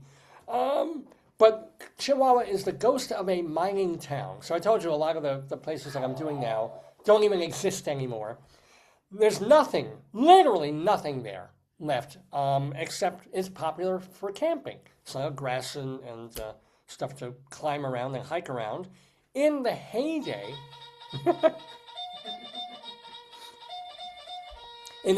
of Chihuahua, 200 miners who managed to get through the treacherous Argentine Pass of the Colorado, the Continental Divide, made it there.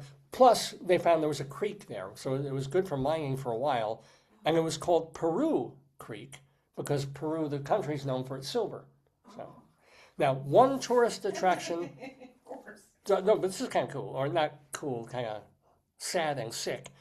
One tourist attraction in Chihuahua is a headstone with flowers on it commemorating the gravesite of two Clancy daughters who died of disease.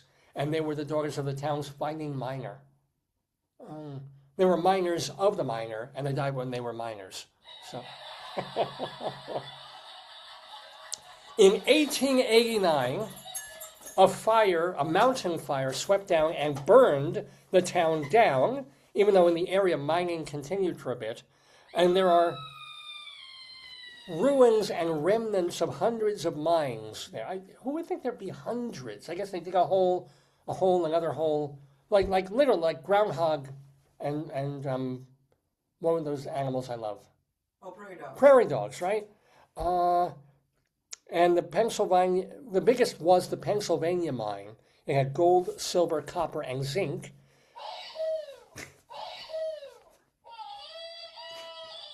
Though mining ended at Peru Creek in the 1940s, environmental effects are still felt. As a matter of fact, this is true. To this day, you won't find... To this day, you will not find fish in the creek there because of acid mine drainage from back in the day. Well, it's habitable, but it's like you can't drink it because it's still got horrible mining, silting. Yeah. If you want a tour, you can take a tour of the place. Contact the Summit Historical Society for a gander at Chihuahua. So we're going to the dogs, ladies and gentlemen, on this episode of Dave's Gone By because I have a poem. I do have a poem. You know what distinguishes the trees in Chihuahua? The bark. Thank you very much. So I have written a limerick, a 5-line poem all about Chihuahua, Colorado.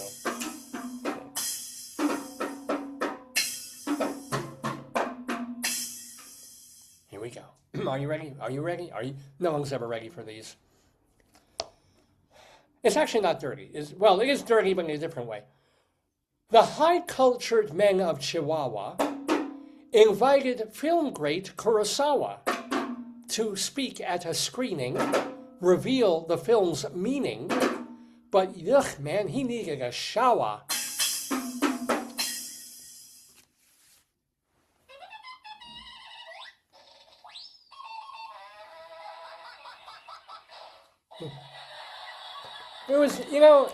It was clean and still disgusting. There was nothing objectionable. You could take a child to... But I hate to say minors are filthy, so if minors are telling someone they need a shower, that's pretty... Yeah, there you go. Got problems. Oh, yeah. Well, that Kurosawa story, one person told it, another person told it a different way, then a third person had a whole different take on the whole thing. I was trying to tell someone, there's a movie about, I think it was like Queen Victoria, but and I saw it with our friend in Lincoln Center Plaza. Oh, yeah. She falls through different periods. So she wakes up, she's a red-haired woman, and one day she's fighting like Joan of Arc, and the next day she wakes up, she's like in 1950s, and then she wakes up, she's in like 2010. How old was that movie? I don't know. I couldn't... Because it sounds like Quantum Leap with Scott Bakula. But it does, but it's a... See if I can look. It sounds good. I mean, I would really like watch that. My tummy is not good. What's the movie where the lead actress falls through different time periods and wakes up in different time periods every day? Is it Sliding Doors with Gwyneth Paltrow? No. 7 Lives of Leah. It was older. Oh. Russian Doll. No. Mirage. No. You saw it in the theater in the Lincoln Center movie, so it would have been 15, 20 years ago? Yeah, our friend would know. Every day, not 2018. If you think you know, email me. I guess, like a lot of these plots are repetitive, right? So. Oh, yeah. Yeah. You come in and suddenly you're on a whole different... it's I'm sorry. Yeah. But anyway, if you can think of what that movie is there anything else you remember about it? Well, the actress was red-haired, but I don't know. Well, it could have been Julianne Moore. There weren't that many. No. Was it American? No. Ah, okay. I don't know. And when you say the actress was red-haired, did the curtain match the drapes, or? We never saw her nude. I'm not. No need for me to see that movie, though. But anywho, if you know what movie my wife is talking about, davesgoneby@aol.com is the place to let us know. davesgoneby@aol.com is my official email address. You can also message me on Facebook or post under the program, post any answers or questions you have for me, suggestions or comments about the show. I do love to hear from you.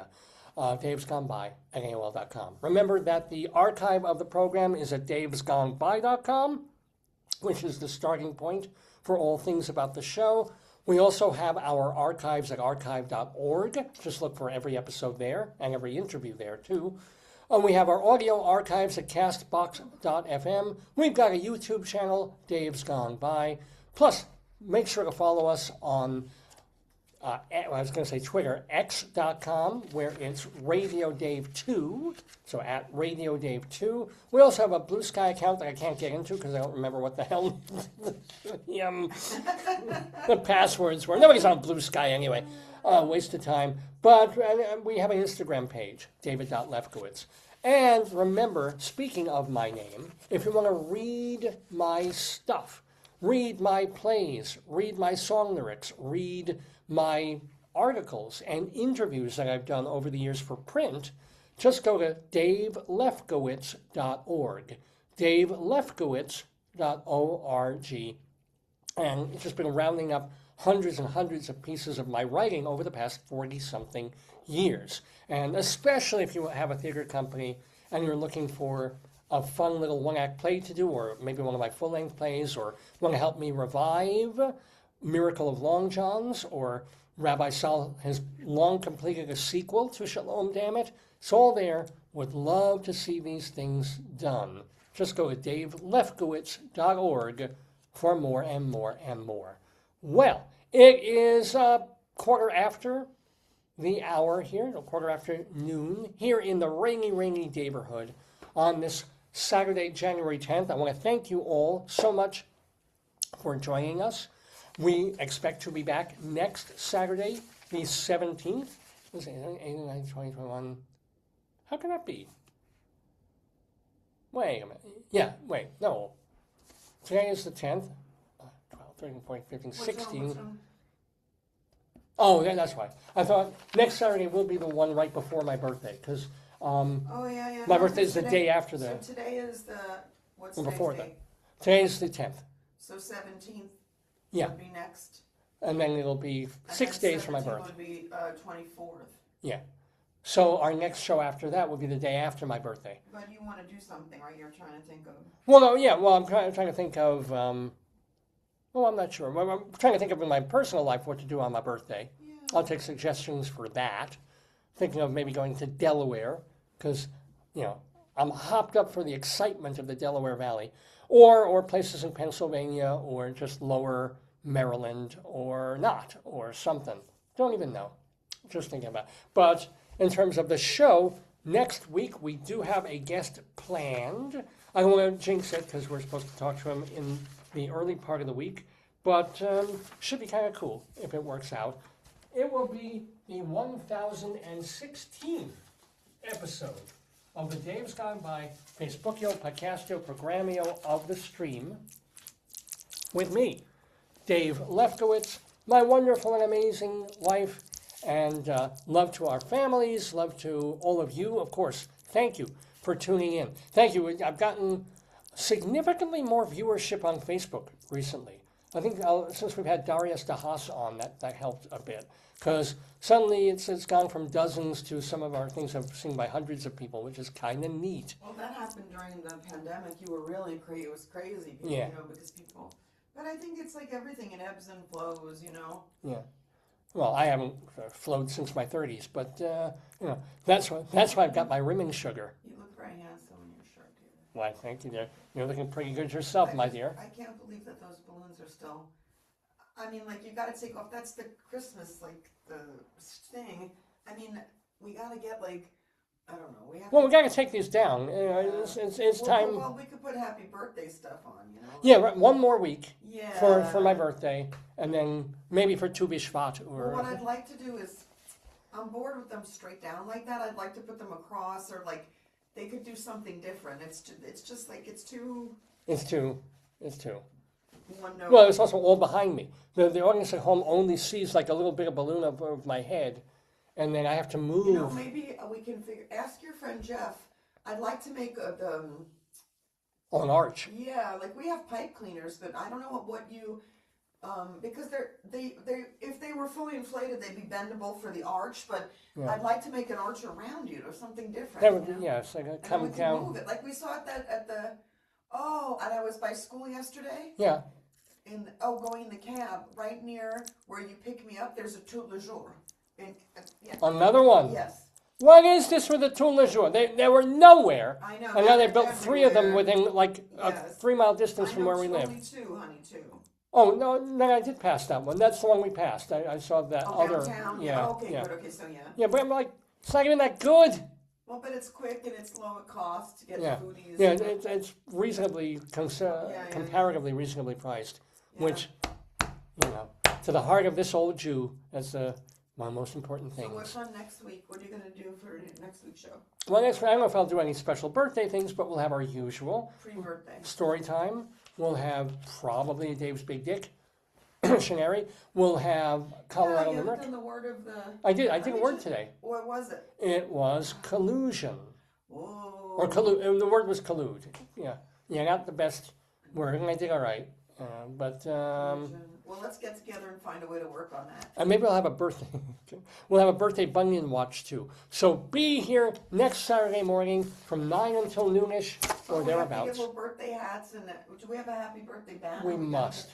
We Yeah, I have a think we beach do. ball. You look through for any birthday stuff because we'll Yeah. have to go again next time we go to like Michael's and get some birthday things. Yeah, if we don't have here. We Or could. Five Below tomorrow, we can get a whole bunch of swag. Yeah. Swag, yeah. Yeah, that's really, even though it's not going to be, it'll be like 6 days before my birthday. So it's not matter. really my actual birthday. Yeah, but you could do like pre-birthday. You know your birthday's usually a whole month, so you're cutting back now. That's true. You're more conservative. Yeah, She's right. My birthday's like Christmas. It's like it starts the first day of January. It's like treat me special, and they do. I'm gonna get more coupons. I'm sure I hope from Mission for better food. Yeah, I'll look too. Because sometimes I'll see if I have any from you. How come we don't get like a birthday free car?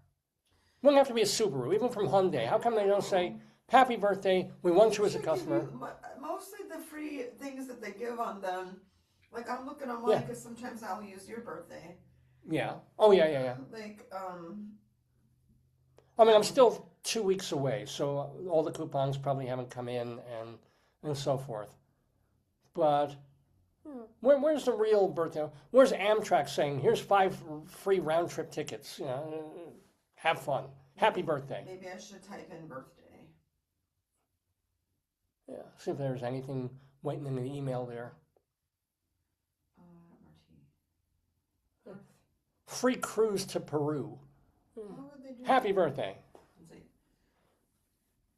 Which I'm sure is the kind of thing that really famous celebrity people can afford everything get free for their birthdays. Maybe Mickey Rourke can take his $100,000 and pay our mortgage. It's like, hey, thanks, Mickey. Happy birthday, Dave.